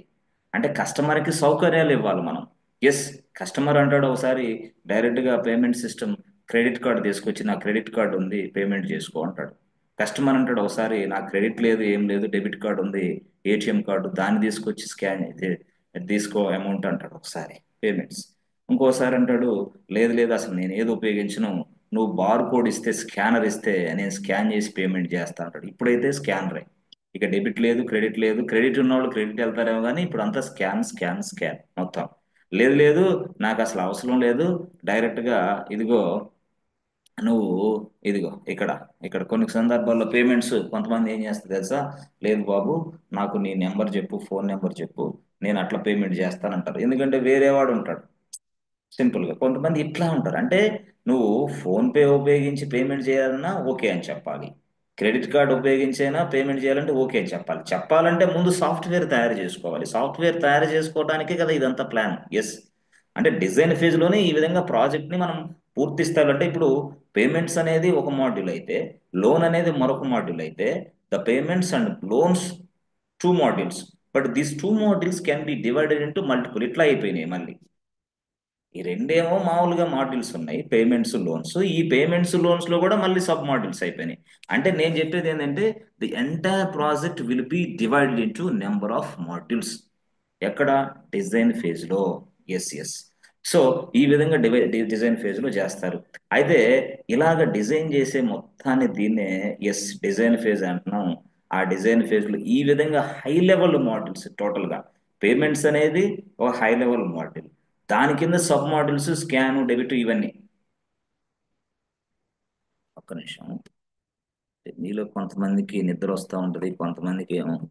మనం సినిమాలకు వెళ్ళినప్పుడు నిద్ర రాదు, ఇంకో ప్లేస్కి వెళ్ళినప్పుడు నిద్ర రాదు, కానీ జీవితానికి పనికొచ్చేది ఏమంటే నిద్ర వచ్చేది చాలా మందికి. అందుకోసం స్కాన్, స్కాన్ తర్వాత స్కాన్ ఉపయోగించి పేమెంట్ చేయొచ్చు, స్కానర్ ఉపయోగించి. ఓకే, తర్వాత అంటే క్యూఆర్ కోడ్. ఆ క్యూఆర్ కోడ్ అని రాయండి సార్. క్యూఆర్ బార్ కోడ్ లేదు, స్కాన్ అంటున్నాను నేను, అంతే, స్కాన్ అనుకో. ఓకే, తర్వాత డెబిట్ కార్డ్ అంటే ఏటీఎం కార్డ్ బాబు, ఏటీఎం కార్డు. ఓకే, కొంతమందికి అది కూడా తెలియదు పాపం. అది కూడా ప్రాబ్లం. సార్ మా దగ్గర ఏటీఎం కార్డు ఉంది, డెబిట్ కార్డు లేదు సార్ అన్నారు చాలా మంది. అకౌంట్ తయారు చేయమంటే ఇది ఏడబ్ల్యూఎస్ అకౌంట్. పాపం మరి ఎట్లా పాస్ అయ్యారో కానీ తెలియదు మనకి. ఓకే, సో తర్వాత కొంతమంది credit card. So credit card తర్వాత సింపుల్ గా మనకి UPI UPI ID UPI ID ఉపయోగించి కూడా పేమెంట్ చేయొచ్చు. కొంతమంది ఏం చేస్తారంటే పేమెంట్ చేయటానికి డైరెక్ట్ గా మొబైల్ నెంబర్, ఎస్ వాడు కానీ వాడి మొబైల్ నెంబర్ మనకు చెప్తే మనం పేమెంట్ చేస్తాం డైరెక్ట్ గా. అంటే పేమెంట్స్ అనేది ఇన్ని రకాలుగా చేస్తాం. అంటే పేమెంట్స్ అనేది నేను ఇదిగోండి ఇవన్నిటి కూడా ఒక్కొక్క మాడ్యూల్స్ యాక్చువల్గా చెప్పాలంటే.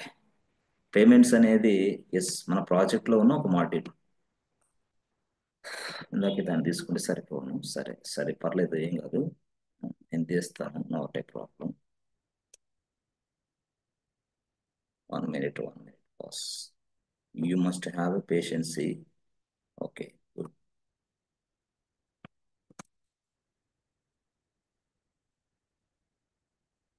చాలా క్లారిటీగా మీకు అర్థం చేయడానికి నేను ట్రై చేస్తున్నాను, అందుకోసం ఇంకేం లేదు. ఎందుకంటే వెరీ వెరీ ఇంపార్టెంట్ క్లాస్ మిత్రులరా. ఈ క్లాస్ కానీ మీరు వినకపోతే ఉద్యోగాలు కూడా రావు, పోయినా కూడా ఊడిపోతాయి. ఓకే, అందులో మనం I have 3+, I have 4+ అన్నామంటే ఎక్కడి నుంచి రావాలి మనకి నాలెడ్జ్. సరే, okay okay.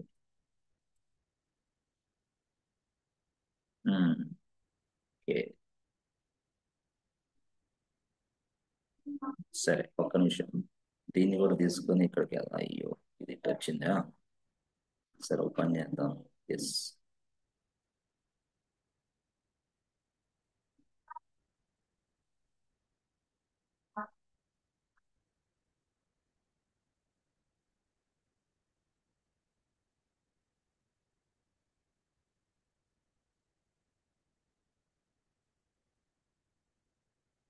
Just give me 1 minute boss. Okay, అయిపోతుంది. క్లారిటీగా వస్తుంది. దీని తర్వాత నెక్స్ట్ లెవెల్ ఉంది, ఆ లెవెల్లో ఈ డయాగ్రామ్స్ మనకు ఉపయోగపడతాయి, అందుకోసం ఇంకేం లేదు. కానీ నెక్స్ట్ లెవెల్లో ఈ డయాగ్రామ్స్ కావాలి మనకి, అందుకోసం వచ్చిందా? Okay okay, 1 minute. Yes yes.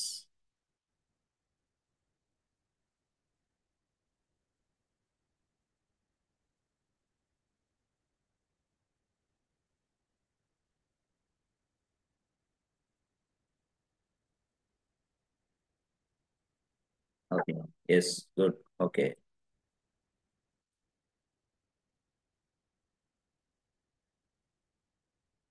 Okay. Loans. తర్వాత అంటే మనం ఒక బ్యాంక్ ప్రాజెక్ట్ లో పనిచేస్తున్నాం. ఆ బ్యాంక్ ప్రాజెక్ట్ లో పనిచేప్పుడు ఇవన్నీ మనకు వస్తాయి కాబట్టి మనం ఇన్సూరెన్స్ కాదు, బ్యాంక్ లో పనిచేస్తున్నాం అనుకోవాలి. సో నేను ఇన్సూరెన్స్ గురించి కూడా చాలా చక్కగా ఎక్స్ప్లెయిన్ చేస్తాను. బ్యాంక్ ఇన్సూరెన్స్, తర్వాత ఫైనాన్స్ ప్రాజెక్ట్స్ ఏదైనా సరే. ఆ తర్వాత అదే కాకుండా ఈ కామర్స్ ప్రాజెక్ట్స్ కూడా మనం డీల్ చేస్తాం, నో ప్రాబ్లం. అయితే మనకి డెవలపర్ లాగా టోటల్గా ప్రాజెక్ట్స్ గురించి అంత పెద్ద స్థాయిలో మనం అడగరు. కానీ ప్రాజెక్ట్లో నీ రోల్ ఏంది, నువ్వేం చేసావు ప్రాజెక్ట్కి, నీ కంట్రిబ్యూషన్ ఏంది ఇన్ దిస్ ప్రాజెక్ట్ అని అడుగుతారు. సో యాజ్ ఎ డెవాప్స్ ఇంజనీర్గా, యాజ్ ఎ క్లౌడ్ ఇంజనీర్గా, యాజ్ ఎ లినక్స్ అడ్మిన్గా, what is your contribution in this project అంటాడు వాడు. అసలు ప్రాజెక్ట్ అంటే ఏంది తెలియకుండా మనం ఏం చేస్తాం, అందుకోసం ఈ ప్రాజెక్ట్ గురించి మనం.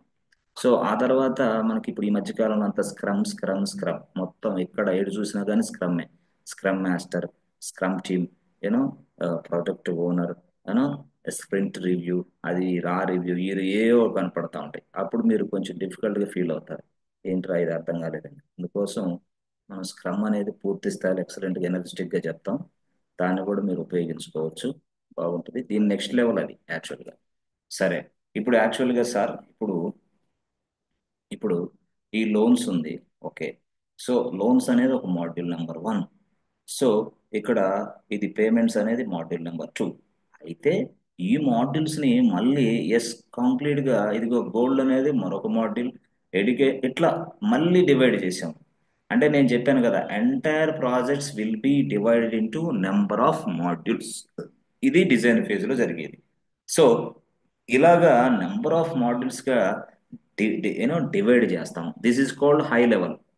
అర్థమైందా? మొత్తం హై లెవెలే. సో అసలు ఇక్కడ ఏదైతే ఉందో ఈ లోన్స్ అనే ఈ మాడ్యూల్స్, డిఫరెంట్ డిఫరెంట్ మాడ్యూల్స్ లో ఈ మాడ్యూల్ కనెక్షన్ ఎట్లా, okay, personal loan, business loan modules ఎలా ఉంటుంది, అసలు డేటా ఫ్లో ఎలా ఉంటుంది.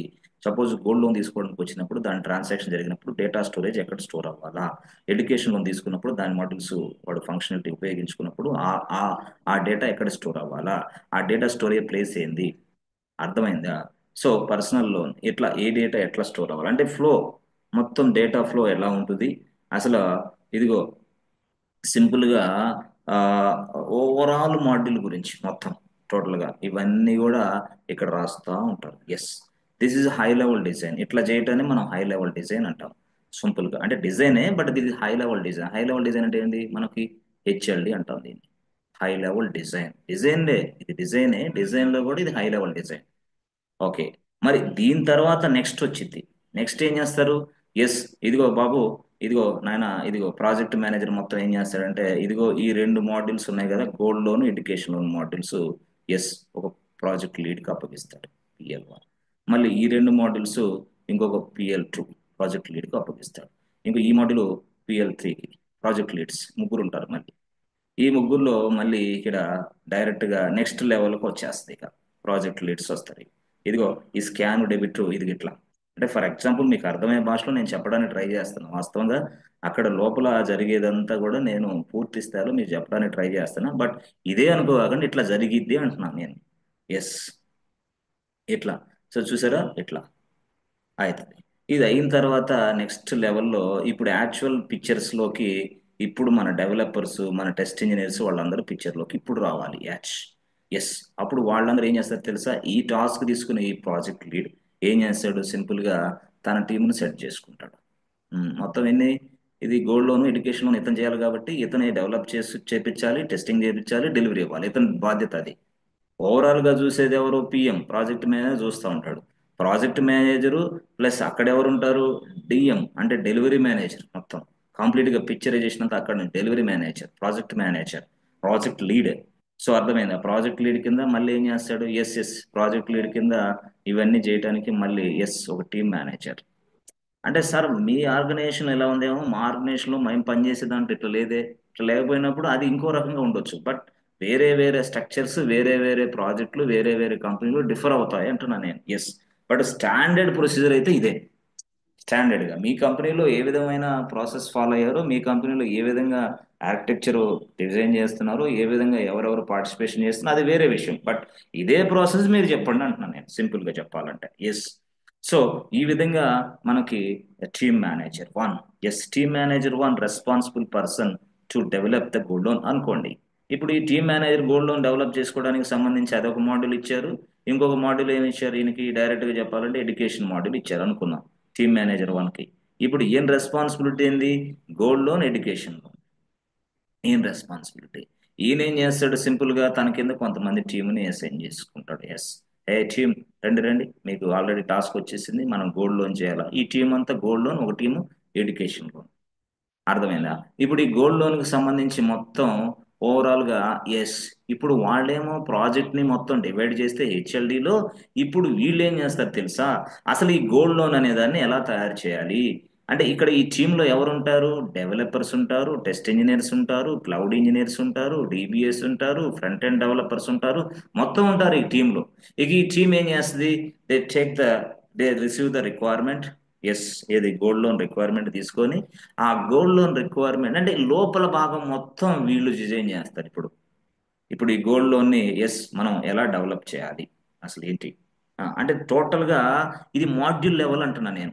ఇక్కడేమో ఓవరాల్ మాడ్యూల్స్, ఇక్కడేమో HLD describes the overall modules of the project.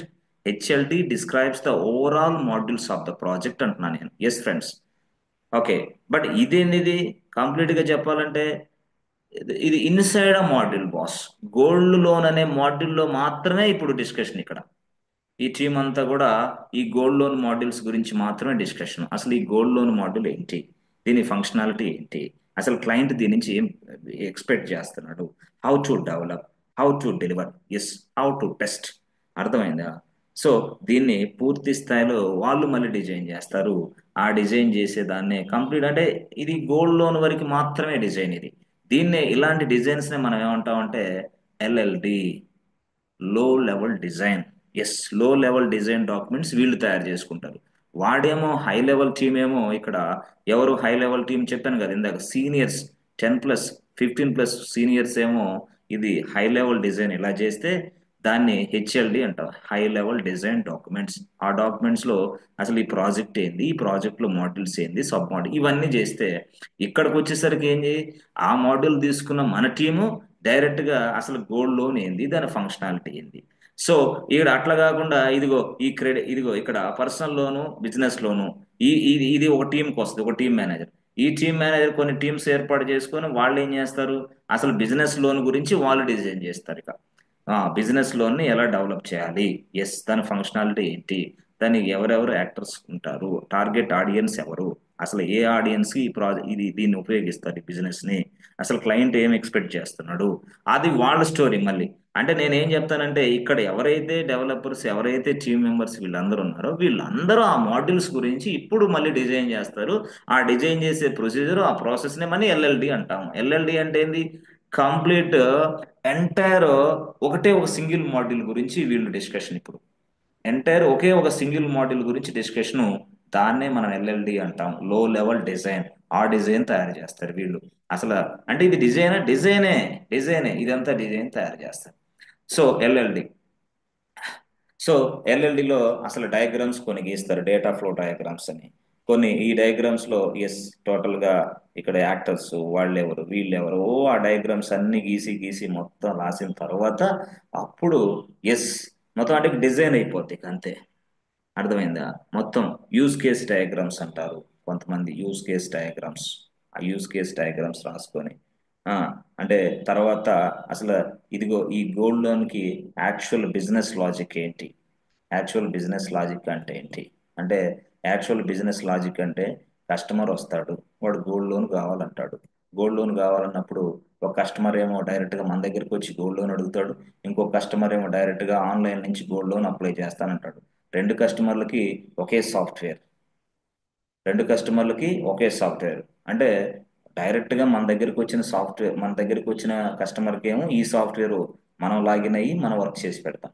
లేదు లేదు, ఇదే సాఫ్ట్వేర్ ఆన్లైన్ లో ఉపయోగించుకోవాలంటే బాబు ఈ లింక్ క్లిక్ చేయమ్మా, ఇదే సాఫ్ట్వేర్ నువ్వే ఆన్లైన్ లో ఉపయోగించుకోవచ్చు మాకు సంబంధం లేకుండానే. నువ్వు మా దగ్గరికి వస్తే ఈ సాఫ్ట్వేర్ ఉపయోగించి గోల్డ్ లోన్ చేస్తాం. నువ్వు అట్లా కాదు, నువ్వు ఇంటి దగ్గరే ఉండి గోల్డ్ లోన్ అప్లై చేసుకోవాలంటే ఈ సాఫ్ట్వేర్ ఉపయోగించి నువ్వే చేసుకోవచ్చు మాకు సంబంధం లేకుండా. అట్లా సాఫ్ట్వేర్ ఇదే, కానీ ఇంటి దగ్గర నుంచి ఉపయోగిస్తే ఇదే సాఫ్ట్వేర్. నువ్వు మా దగ్గరికి వస్తే ఆ సాఫ్ట్వేర్ ని మేము ఉపయోగించి మిమ్మల్ని ఎదురు కూర్చోబెడతాం. అదే కదా మనం బ్యాంకులోకి వెళ్ళినప్పుడు కళ్ళజోడు పెట్టుకొని ఒక ఆయన ఉంటాడు, ఆయన ఏమో ఇటుంటాడు, మనమేమో అటుంటాం. అంటే ఆయన సాఫ్ట్వేర్ ఉపయోగించి మనకు పని చేసి పెడతా ఉంటాడు. ఆయనతోటి సంబంధం లేకుండా ఉండాలంటే ఆన్లైన్ డైరెక్ట్ అటాక్. ఆయన చేసేది ఆన్లైనే, మనము చేసేది ఆన్లైనే అంటున్నాను నేను. అంతేగాని ఆయన ఏదో కంప్యూటర్లో కొడుతున్నాడు, ఆయన ఏదో ఎక్స్పర్ట్ అనుకుంటు, no no no no no. This person is also using the software, I'm also using the software. అంటే మనము సాఫ్ట్వేర్ ఉపయోగిస్తున్నాం, అతను కూడా అదే సాఫ్ట్వేర్ ఉపయోగిస్తున్నాడు. ఈ ఇద్దరికి సంబంధించిన సాఫ్ట్వేర్ ని ఎస్ ఇక్కడ మనం తయారు చేయడానికి ఎల్ఎల్డి డాక్యుమెంట్స్ ని తయారు చేస్తున్నాం. ఎస్. సో టోటల్ గా యాక్చువల్ లాజిక్ ఏంటి, అసలు ఒక వ్యక్తి గోల్డ్ లోన్కి వచ్చినప్పుడు బాబు do you have any bank account in this bank అని ఒక మెసేజ్ అడగాలండి. నాకు ఉంది అన్నప్పుడు ఉంటే ఓకే అది నీ అకౌంట్ నెంబర్, ఇవన్నీ డీటెయిల్స్ అన్ని క్యాప్చర్ చేసుకోవాలి. చేసుకొని వాడికి ఎంత గోల్డ్ లోన్ ఉంది నీ దగ్గర, నా దగ్గర 11 గ్రామ్స్ ఉంది. 11 గ్రామ్స్ అయితే ఒక గ్రామ్కి ఎంత వస్తుంది, నీకు అగ్రీనా? ఆహాహా, అట్లాగా. అంటే 11 గ్రామ్స్కి అయితే నీ దగ్గర 11 గ్రామ్స్ ఉందమ్మా, 11 గ్రామ్స్ జిఎమ్స్ ఉన్నాయి. ఓకే, అయితే గ్రాముకి వచ్చేసి ఒక గ్రాముకి వచ్చి మేము 2000 ఇస్తాం. ఓకే, కానీ ఒక గ్రాముకి 2000 ఇస్తాం, కానీ ఇంట్రెస్ట్ వచ్చేసి ఇదిగో 3% అన్నాడు అనుకో.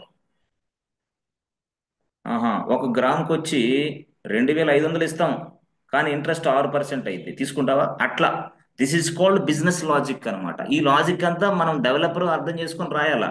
ఈ బిజినెస్ లాజిక్ మొత్తం మన డెవలపర్ కోడ్ రాయాలా. అంటే ఈ బిజినెస్ లాజిక్ ని రిక్వైర్మెంట్ గా వీడిస్తాడు ఎవరు, ఆడు క్లయింట్ ఇస్తాడు.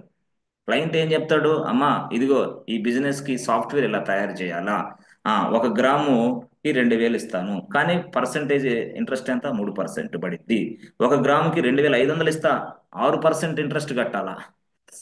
ఓకే, 3% అయితే 2000 ఇస్తా, 6% ఇంట్రెస్ట్ కడితే 2500 ఇస్తా. లేదు లేదు, నేను చాలా తెలివైనోడిని, ఒక గ్రాముకి 3000 ఇస్తా, కానీ నువ్వు 12% ఇంట్రెస్ట్ కట్టాలా. అంటే గ్రాముకు 3000 అంటే 11 గ్రాములు ఎంత వస్తుంది, 33,000 వస్తుంది అమ్మాయ. కొంతమంది 11 ఇంటూ 2000 వేసుకుంటే ఎంత వస్తుంది, 22,000 వస్తుంది.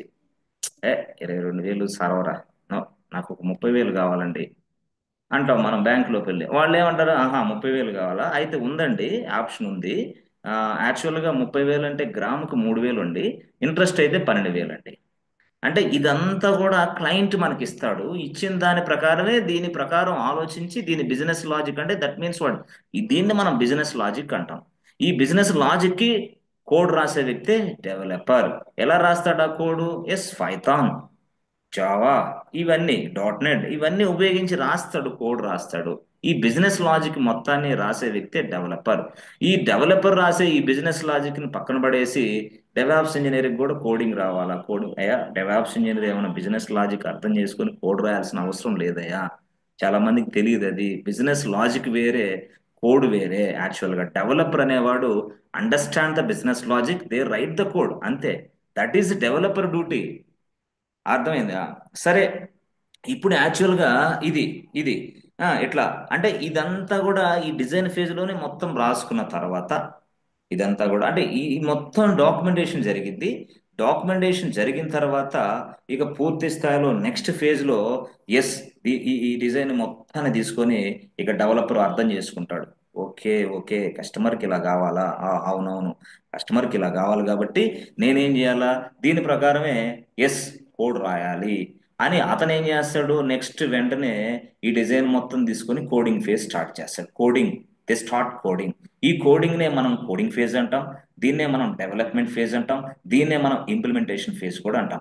అంటే ఈ డిజైన్ మొత్తం అయిపోయిన తర్వాత ఎస్ ఫ్రెండ్స్,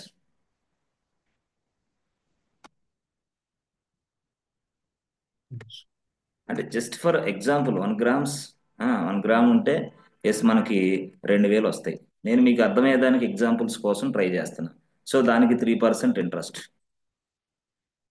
చాలా మందికి తెలియదు ప్రాజెక్ట్ అంటే ఏంది, ప్రాజెక్టులు ఎలా చేస్తారు. ఈ ప్రాజెక్ట్ అంటే ఇదే మిత్రులారా, ఆడ ఏం లేదు, సింపుల్. ఇప్పుడు అదే 1 గ్రామ్స్ ఉంది,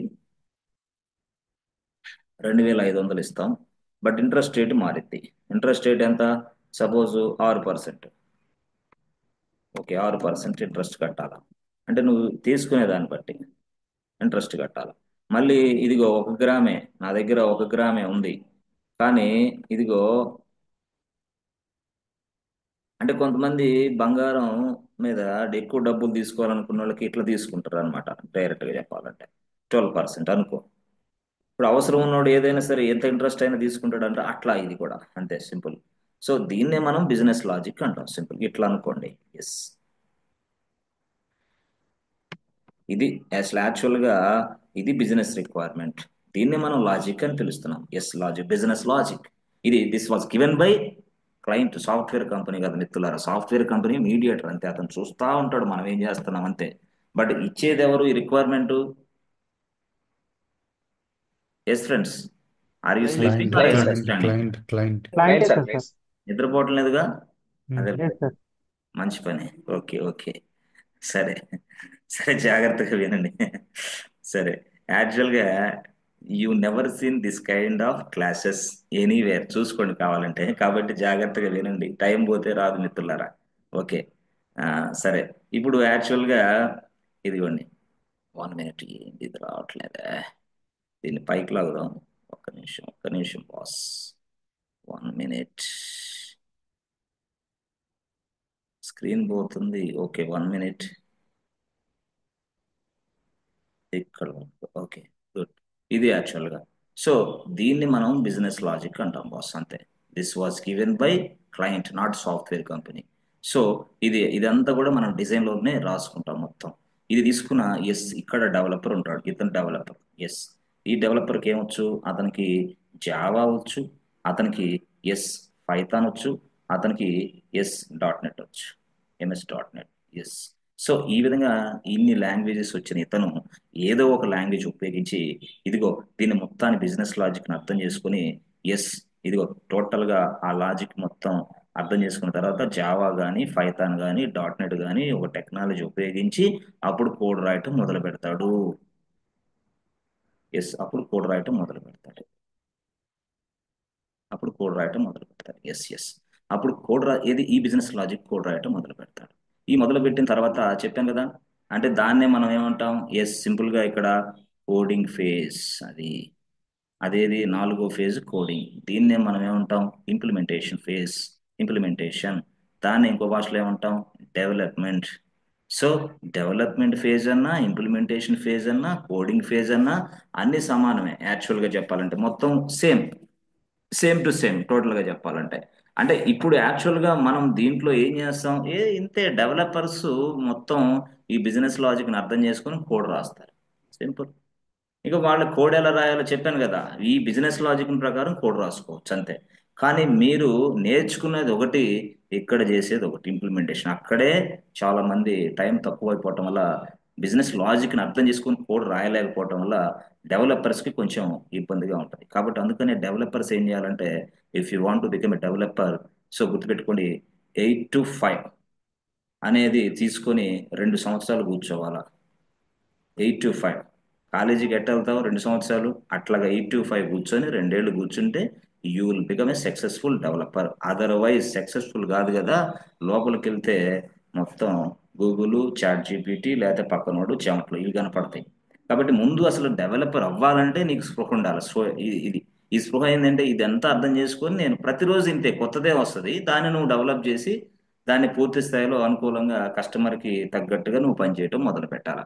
అదర్వైజ్ నువ్వు క్లయింట్కి నచ్చవు. సరే, ఇది డెవలపర్.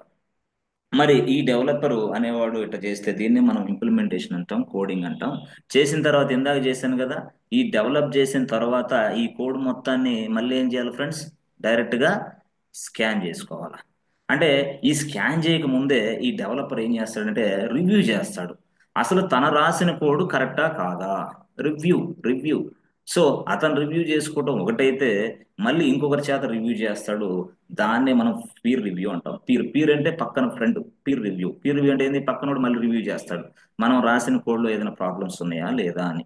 ఈ రివ్యూ ఇవన్నీ పక్కన పెడితే ఈ కోడ్ మొత్తాన్ని తీసుకెళ్ళి ఒక టూల్కి ఇస్తారని చెప్పాను నేను. టూల్ దాని పేరే సోనార్ క్యూబ్. దాని పేరే సోనార్ క్యూబ్. అంటే ఈ కోడ్ మొత్తాన్ని తీసుకెళ్ళి డైరెక్ట్గా ఈ డెవలపర్ ఏం చేస్తాడంటే గిట్ హబ్ అనే దాంట్లో స్టోర్ చేసి పడేస్తాడు. గిట్ హబ్ అనే దాంట్లో స్టోర్ చేస్తాడు. ఎప్పుడైతే గిట్ హబ్ లోకి ఈ సోర్స్ కోడ్ వచ్చిందో ఆ గిట్ హబ్ లో ఉన్న ఈ సోర్స్ కోడ్ మొత్తాన్ని ఈ డెవాప్స్ ఇంజనీర్ తీసుకొని ఈ సోనార్ క్యూబ్ టూల్ చేత స్కాన్ చేసి పడేస్తాడు. అసలు ఈ కోడ్ రాసిన దాంట్లో ప్రాబ్లమ్స్ ఏమున్నాయని. ఎప్పుడైతే ఈ గిట్ హబ్ లోకి ఇతను కోడ్ పుష్ చేశాడో, ఫ్రెండ్స్, గిట్ హబ్ అనేది ఏం సార్, ఒక centralized repository. This was maintained by some other people inside IT industry. కానీ డెవాప్స్ ఇంజనీర్ కి కంప్లీట్ గా గిట్ హబ్ గురించి మంచి నాలెడ్జ్ ఉంటుంది. యాక్చువల్ గా they can maintain each and everything. So ఈ గిట్ హబ్ అనేది ఒక సెంట్రలైజ్డ్ రిపాజిటరీ. సో ఎప్పుడైతే డెవలపరు ఇక్కడ తను రాశాడు కోడ్, తను రివ్యూ చేసుకున్నాడు, తను కూడా ఇప్పుడు యూనిట్ టెస్టింగ్ చేసుకున్న తర్వాత డెవలపర్ ఏం చేస్తాడంటే డైరెక్ట్ గా గిట్ హబ్ అనే ప్లేస్ లోకి దాని కోడ్ పుష్ చేస్తాడు. ఈ కోడ్ ఎప్పుడైతే గిట్ హబ్ లోకి సోర్స్ కోడ్ ఇక్కడ పుష్ అయిన తర్వాత నెక్స్ట్ లెవెల్లో యాక్టర్ వస్తాడు. అతని పేరే డెవాప్స్ ఇంజనీర్. ఇతను ఏం చేస్తాడు తెలుసా, ఈ సోర్స్ కోడ్ మొత్తాన్ని తీసుకుంటాడు. ఈ సోర్స్ కోడ్ మొత్తాన్ని తీసుకొని డైరెక్ట్ గా చెప్పాను కదా ఇందాక, సోనార్ క్యూబ్ అనే దాన్ని ఉపయోగిస్తాడు. ఈ సోనార్ క్యూబ్ టూల్ ఉపయోగించి మొత్తాన్ని స్కాన్ చేసి ఆ స్కాన్ రిజల్ట్ మొత్తం ఈ సోనార్ క్యూబ్ లో ఉంటది కదా dashboard, SonarQube dashboard. ఆ సోనార్ క్యూబ్ డాష్ బోర్డ్ లో స్టోర్ అయింది ఏది రిజల్ట్ అంతా. ఆ సోనార్ క్యూబ్ డాష్ బోర్డ్ లో స్టోర్ అయిన రిజల్ట్ ని డెవలపర్ కదా, దీనికి రెస్పాన్సిబుల్ పర్సన్ వెంటనే hey developer please access this result for your code అని చెప్పేసి ఇతను మెయిల్ ఇస్తాడు. ఎప్పుడైతే ఇతను మెయిల్ ఇచ్చాడో ఇక్కడ కోడ్ రాసిన డెవలపర్ ఉన్నాడు కదా, ఆ డెవలపర్ స్ట్రైట్ అవే ఇలా ఇలా ఇలా వెళ్ళిపోయి ఇక్కడ టూల్లోకి లాగిన్ అవడు. Hey please who are you అనేది. అప్పుడు డెవాప్స్ ఇంజనీర్ వాడికి దీనికి యూజర్ నేమ్ ఇది, దీనికి పాస్వర్డ్ ఇది పెట్టేస్తాడు. ఈ యూజర్ నేమ్ పాస్వర్డ్ ఉపయోగించి ఈ టూల్లోకి లాగిన్ అయ్యి ఈ డాష్ బోర్డ్ లో ఉన్న రిజల్ట్ చూసుకుంటాడు ఎవరు, డెవలపర్. అప్పుడు చూసిన తర్వాత ఓకే తన మిస్టేక్స్ అన్ని చెప్పింది ఈ టూల్.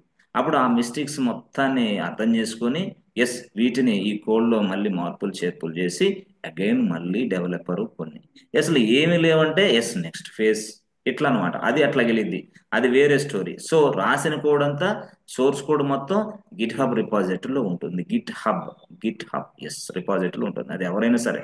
సో రాసిన కోడ్ మొత్తాన్ని ఇటు పంపిస్తారు. సరే, అది పక్కన పెడితే అది ఒక స్థాయి. ఇది డెవలపర్ అయిపోయింది. ఇక ఈ డెవలప్ మొత్తం చేసిన తర్వాత అంతా అయిపోయిన తర్వాత ఇప్పుడు నెక్స్ట్ ఫేజ్ ఏంటంటే టెస్టింగ్ ఫేజ్ బాస్. నెక్స్ట్ ఏంది, టెస్టింగ్. సో ఈ టెస్టింగ్ ఇంజనీర్ ఏం చేస్తాడు డైరెక్ట్ గా అసలు ఈ కోడ్ మొత్తం ఈ సోర్స్ కోడ్ రాసిన దాన్ని మొత్తాన్ని అప్లికేషన్ అంతా తీసుకొని అసలు క్లయింట్ రిక్వైర్మెంట్ ఏందో పక్కన పెట్టుకుంటాడు. క్లయింట్ రిక్వైర్మెంట్ ఇది కదా, దీన్ని పక్కన పెట్టుకుంటాడు. దీన్ని ఎట్లా పెట్టుకుంటాడు, 1 గ్రామ్ ఎంటర్ చేసిన వెంటనే 2500, ఇంట్రెస్ట్ 3% కలవాలా, కలుస్తుందా లేదా, ఓకే అయిపోయింది. 1 గ్రామ్ ఎంటర్ చేసిన వెంటనే 2500, 3000, సపోజ్ ఇంట్రెస్ట్ 12%, ఇంట్రెస్ట్ కలుస్తుందా లేదా అంటే దీన్ని చెక్ చేయడమే. So whatever the things which we're expecting okay from the developer, whether it is correct or not, యాక్చువల్గా దీన్ని ఎక్స్పెక్ట్ చేస్తుంది ఎవరు?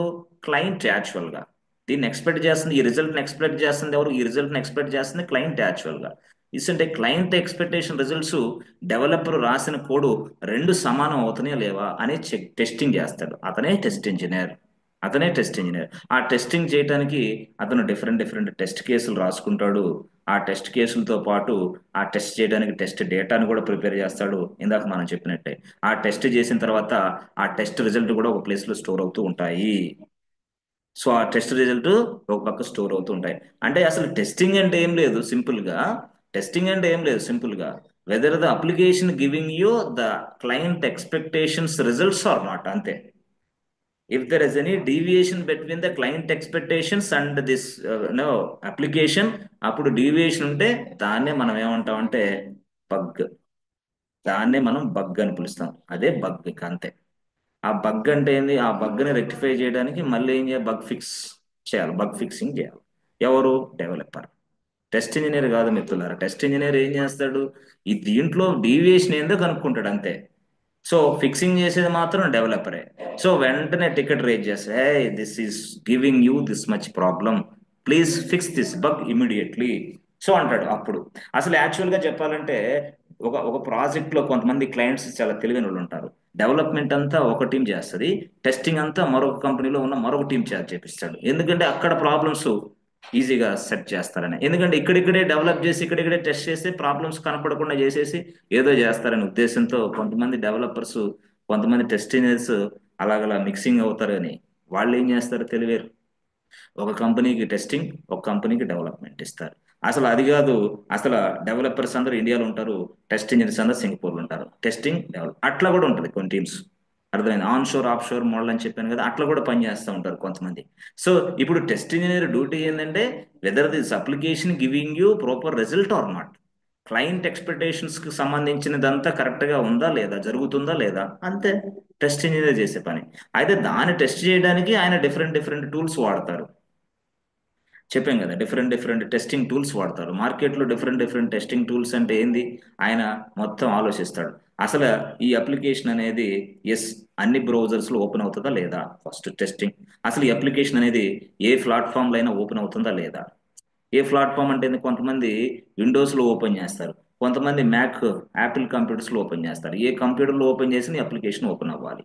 కొంతమంది ఏం చేస్తారు? ఇక్కడ ఇదిగోండి, కొంతమంది పూర్తి స్థాయిలో ఆ, ఇక్కడ మనం చూస్తే గూగుల్ క్రోమ్ లో అప్లికేషన్ ఓపెన్ చేయడానికి ట్రై చేస్తారు, బ్రౌజర్ గూగుల్ క్రోమ్ లో ఓపెన్ చేస్తారు. కొంతమంది ఏం చేస్తారు?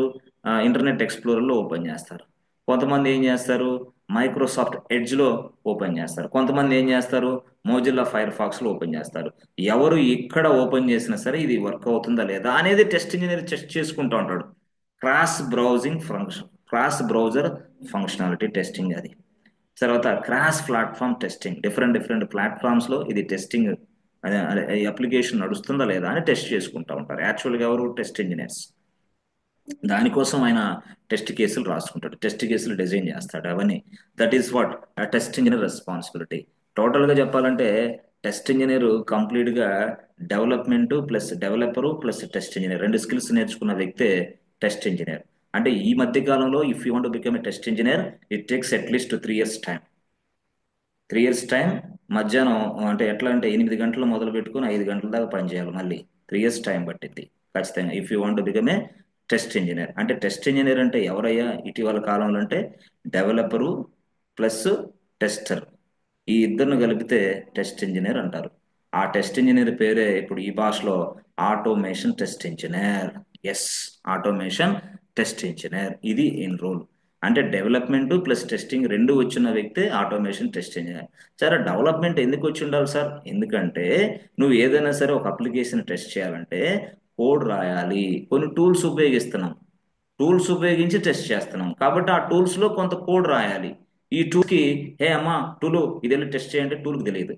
ఆ టూల్ కి మనం జావాలో అయినా మనం పైథాన్ లో అయినా ఇన్స్ట్రక్షన్స్ చెప్పాలి. ఈ ఇన్స్ట్రక్షన్ చెప్పినప్పుడు టూల్ వెళ్ళి మొదలు పెట్టింది టెస్టింగ్ చేయటం. అంతేగాని నువ్వు ఇన్స్ట్రక్షన్స్ తెలుగులో ప్లీజ్ టెస్ట్ అని ఇంగ్లీష్ లో చెప్తే హే హూ ఆర్ యూ, ఎవడరా నువ్వు అనేది టూల్కి ఏం తెలియదు. టూల్కి తెలిసింది లాంగ్వేజ్, ఆ లాంగ్వేజ్ నువ్వు నేర్చుకోవాలా. లాంగ్వేజ్ నేర్చుకోవాలంటే జావా, పైథాన్. సో ఈ మధ్య కాలంలో క్యూటీపీ ఈఎఫ్టీ వచ్చింది. ఇది దీనికి మనం సి షార్ప్ నేర్చుకోవాలి, అంటే డాట్ నెట్ టెక్నాలజీ సంబంధించి సి షార్ప్, వివి విజువల్ బేసిక్, సి షార్ప్, ఇవన్నిటి కూడా మంచి క్రేజ్ ఉన్న లాంగ్వేజెస్. సో అంటే ఈ టూల్స్తో పనిచేయాలంటే ఈ లాంగ్వేజెస్ నేర్చుకోవాలా. అదే విధంగా మనం లోడ్ అండ్ పెర్ఫార్మెన్స్ టెస్టింగ్ కోసం జేమీటర్, లోడ్ రన్నర్ ఇట్లా వాడతాం సింపుల్గా. సో టెస్టింగ్ టూల్స్ చాలా ఉన్నాయి, సిఫ్రస్ అని, టోస్కా అని. సో తర్వాత మొబైల్స్ అప్లికేషన్స్ టెస్టింగ్ కోసం యాపిఎం అని, ద పవర్ఫుల్ మెకానిజం టూల్, యాపిఎం, ఏపీపీపై యుఎం, యాపిఎం ఈ టూల్స్ ఇవన్నీ. సో అంటే అదొక ప్రపంచం ఇక టెస్టింగ్. అందుకోసం నేనేమంటానంటే అంటే మీకు టైం ఎక్కువ కావాలి దానికి. ఖచ్చితంగా 3 ఇయర్స్ పట్టిద్ది. 3 ఇయర్స్ పట్టింది చెప్పాను కదా. అంతా మేము చూసుకుంటామంటే అర్థం ఏంటంటే పక్కాగా మిమ్మల్ని మోసం చేస్తున్నాం. చివరికి 5-6 సంవత్సరాల తర్వాత పాల ప్యాకెట్లు డబ్బులు కొంటానికి కూడా మీ దగ్గర లేకుండా మేము చేస్తానికి సిద్ధంగా ఉన్నాం అని అర్థం. అంతా మేము చూసుకుంటున్నాం అంటే పక్కా గ్యారంటీ. అంతా మేము చూసుకుంటున్నాం అనేవాళ్ళకంటే, అయ్యా సాఫ్ట్వేర్ కోర్స్ అంటే మామూలు విషయం కాదు. దాన్ని ఈ విధంగా నేర్చుకోవాలి, ఇలా ఇలా జరగాలి, 9 గంటల నుంచి 5 గంటల దాకా ఈ విధంగా పనిచేయాలి, ఈ విధంగా కోర్సు నేర్చుకోవాలి, నేర్చుకునే సమయంలో ప్రజెంటేషన్ స్కిల్స్ నేర్చుకోవాలి, తర్వాత నువ్వు పూర్తి స్థాయిలో హ్యాండ్స్ ఆన్ చేయగలగాలి, ఆ తర్వాత చేసిన దాన్ని పదే పదే మళ్ళీ గుర్తుపెట్టుకునే దానికి మళ్ళీ చదవాలి. ఇవన్నీ చదివి మొత్తం మా దగ్గరికి వస్తే మేము జాబులు ఇప్పిస్తామని చెప్పాలి. అది వాస్తవంగా రియాలిటీ, అది గ్రౌండ్ లెవెల్ రియాలిటీ. కానీ ఏ లేదురా, ఏముందిరా సాఫ్ట్వేర్ ఎవడో చెప్పింది, ఏం లేదు సింపుల్, వచ్చేసి ఏదో 15 డేస్ 20 డేస్ మామ, అంతా నేను చూసుకుంటాను మందే అంతా. ఏదో క్లయింట్ వాళ్ళ ఫ్రెండ్ అయినట్టు, సాఫ్ట్వేర్ కంపెనీ వాళ్ళ మామదైనట్టు. మీ మామ సాఫ్ట్వేర్ కంపెనీ పెట్టినా సరే నీకు ఉద్యోగాలు ఇయ్యరు. నాకు చాలా మంది చెప్తా ఉంటారు, యాక్చువల్గా my friend has started a software company, they are looking for a software developers and DevOps engineers. మీ దగ్గర ఉంటే మనుషులు పంపించండి సార్. ఏం చేసుకుంటావు, నలగొట్టుకోవడానికి రాళ్ళు.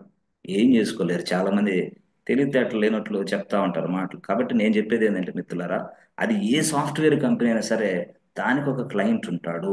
ఆ క్లయింట్ కి బిజినెస్ ఉంటుంది. ఆ బిజినెస్ కి మనం సాఫ్ట్వేర్ తయారు చేసి ఇవ్వాలి. ఆ బిజినెస్ కి సాఫ్ట్వేర్ తయారు చేసి with in the time period లో టెస్ట్ చేసి, యూనో డెవలప్ చేసి, టెస్ట్ చేసి డెలివరీ ఇవ్వాలి. ఇస్తేనే ఆ సాఫ్ట్వేర్ కంపెనీ నిలబడిద్ది. మీ మామదైనా, అక్కదైనా, బావదైనా, ఎవరిదైనా సరే, మీ సొంత కంపెనీ అయినా సరే నిలబడిద్ది, నీకు ఏదో వస్తుంది. అంతేగాని క్లయింట్ బిజినెస్ తీసుకొని నువ్వు తెలిసి తెలియని వాళ్ళందరినీ ప్రాజెక్టులో పెట్టేసుకొని ప్రాజెక్ట్ ఫ్లాప్ అయితే క్లయింట్ కాదు కదా, ఈ 100 మంది క్లయింట్స్ బ్యాక్ అవుతారు నీకు. 100 మంది క్లయింట్స్ బ్యాక్ అవ్వని క్లోజ్ ద షాప్ అన్నట్టుగా, క్లోజ్ ద ఐటీ కంపెనీ టీవీలో కనపడుద్ది. ఒక కంపెనీలో క్లోజ్ చేశారు సాఫ్ట్వేర్లు ఉద్యోగాలు. నో నో నో నో, సాఫ్ట్వేర్లు ఉద్యోగాలు ఎప్పటికి ఉన్నాయి. ఎవర్ గ్రీన్ బాస్, పెరిగిద్దే కానీ తగ్గదు. ఈ రోజు ఈ ప్రపంచంలో పూర్తి స్థాయిలో దూసుకెళ్లిపోతున్న రంగం ఏదంటే ఐటీనే.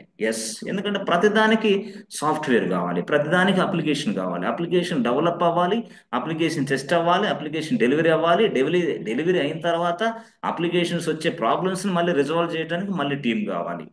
ఇక ఇది ఇది ఏంటంటే 24/7 365 డేస్ ఎక్కువ ఓపెనింగ్స్ ఫీల్డ్ ఏదైనా ఉందంటే ఇదే. వస్తాయి ఓపెనింగ్స్, కానీ దానికి అనుకూలంగా మన దగ్గర పేషెన్సీ కూడా ఉండాలి. కొన్ని కొన్ని సందర్భాల్లో గడ్డు కాలం అంటారు కొంతమంది. అట్లాంటి సందర్భాల్లో పేషెన్స్తో ఓపిక పట్టుకొని నిలబడగలగాలి. నిలబడగలిగి మనకి ఓపెనింగ్స్ తక్కువగా ఉన్న టైంలో చక్కగా సబ్జెక్ట్ మీద మంచి పట్టు సాధించుకోవడానికి నేర్చుకోవాలి. ఏం లేదు, ఇప్పుడు నేను చెప్పే కోర్స్కి స్క్రమ్ మాస్టర్, ఇది యాక్చువల్గా స్క్రమ్ మాస్టర్ కోర్స్ ఇది. ఈ స్క్రమ్ మాస్టర్ కోర్స్ కూడా ఉద్యోగాలు ఉన్నాయి. Yes, you don't have any technical knowledge, మీ దగ్గర టెక్నికల్ నాలెడ్జ్ అవసరంలా, మీ దగ్గర జావా పైథాన్ అవసరంలా. జస్ట్ నేను చెప్పిన ప్రాసెస్ ఫాలో అయితే you will become a scrum master inside IT project. Scrum master. So ఇట్లా కూడా ఉంటాయి, ఈ విధంగా కూడా మీరు ఉద్యోగాలు సాధించవచ్చు. ఈ end of this course you will become a scrum master. నేను చెప్పేది అయితే ఈ కోర్స్ అది, this is scrum master course. So అట్లా అనమాట. సో సింపుల్ గా చెప్పాలంటే మీకు ఈ ప్రాజెక్ట్ లో మనం ఎలా వర్క్ చేస్తున్నాం, ఏ టూల్స్ ప్రాజెక్ట్ లో వాడుతున్నారు, ఎవరెవరు ఎంతమంది ఏ డిపార్ట్మెంట్ లో ఎలాంటి వర్క్ చేస్తున్నారు, ఇదంతా తెలుసుకోవడమే యాక్చువల్గా ఒక డెవాప్స్ అయినా, ఒక ఏడబ్ల్యూఎస్ క్లౌడ్ అయినా, ఒక పైథాన్ డెవలపర్ అయినా, ఒక జావా డెవలపర్ అయినా, ఇంత నాలెడ్జ్ నీకు ఉన్నప్పుడు యూ వోంట్ కమ్ బ్యాక్. అంతే, మీరు రాలేరు, బ్యాక్ రాలేరు. ఇది లేనప్పుడే బ్యాక్ అవుతున్నారు అంటే నేను. ఎస్. సో కాబట్టి చాలా జాగ్రత్తగా చదవండి, కష్టపడండి పూర్తి స్థాయిలో. ఇంకా ఈ క్లాసులు ఉంటాయి, నేను మెసేజ్లు పెడతా ఉంటాను. ఆ మెసేజ్ల ప్రకారం మీరు క్లాసులకు అందుబాటులో రండి. దీని రికార్డింగ్ క్లాసులు కూడా మీరు వినటానికి పూర్తి స్థాయిలో నేను అప్లోడ్ చేస్తాను. అప్లోడ్ చేసిన అది ఎక్కడ అప్లోడ్ చేశాను అనేది లింక్ మీకు ఫార్వర్డ్ చేస్తాను. ఆ లింక్ని బట్టి వినండి. ఒకసారి వినండి, 2 సార్లు వినండి. చెప్పాను కదా, నేను ఇచ్చిన నోట్స్ నాలుగు తీసుకోవడానికి కూడా పనికిరాదు. అయితే ఈ ఈ క్లాసులు లైవ్ సెషన్స్ బాగా పూర్తిగా అర్థం చేసుకొని, అర్థంగానే ఏదైనా రాసుకొని నోట్స్ అట్లా వేసుకోండి. నేను ఇస్తాను నోట్స్. ఎందుకంటే మీ ఓన్ నోట్స్ మీరు సొంతగా రాసుకున్నదే పనికొచ్చింది మిత్రులారా. ఎందుకంటే మనం చూస్తూ ఉంటాం, కొన్ని కొన్ని బండిల్స్ ఆఫ్ జీబీలు డేటా ఉంటుంది యూట్యూబ్లో, గూగుల్లో, వాటిలో. మరి ఏమైనా కనీసం మనం చెప్పాలంటే అది మనకు అర్థమే కాదు. అసలు అంతెందుకు, చాలా మంది మనకి చూడండి 16 సంవత్సరాలు చదువుతూ ఉంటారు, 17 సంవత్సరాలు చదువుతూ ఉంటారు. ఐటీ సెక్టార్లో పనిచేసే వాళ్ళు కూడా కొంతమంది పూర్తిగా చూస్తే ఇప్పుడు ఇప్పుడు నేర్చుకున్న విషయాన్ని నెక్స్ట్ మర్చిపోతా ఉండే సందర్భాలు ఉన్న ఈ ప్రపంచంలో, నువ్వు ఏదైనా సరే ఇప్పుడు నుంచి జర్నీ స్టార్ట్ చేసి ఐటీలోకి వస్తున్నావు కాబట్టి కొంచెం జాగ్రత్తగా ఉండాలి అంటున్నాను నేను. అంతే, ఇంక నేనేం చెప్తాను. బట్ ఎనీవే, ఐటీ సెక్టార్ గురించి భయం అవసరం లేదు, ఆందోళన అవసరం లేదు, జాబులు రావని అవసరం లేదు. నీ దగ్గర పేషెన్సీ మాత్రం ఉండాలి. ఉంటే ఖచ్చితంగా ఈ రోజు కాకపోయినా రేపైనా ఎక్స్పర్ట్ అవుతావు. ఎక్స్పర్ట్ అయిన తర్వాత జాబ్ అయితే ఎక్కడికి పోదు. నీ లైఫ్కి ఇదే. దీన్ని చెప్పాలంటే ఆక్సిజన్. ఈరోజు ఆక్సిజన్ లేకపోతే ఎంత ఇబ్బందులు ఉన్నాయో అందరికీ తెలిసిందే. ఆక్సిజన్ కావాలంటే మనకి స్కిల్లే, మనకి వేరేది లేదు. స్కిల్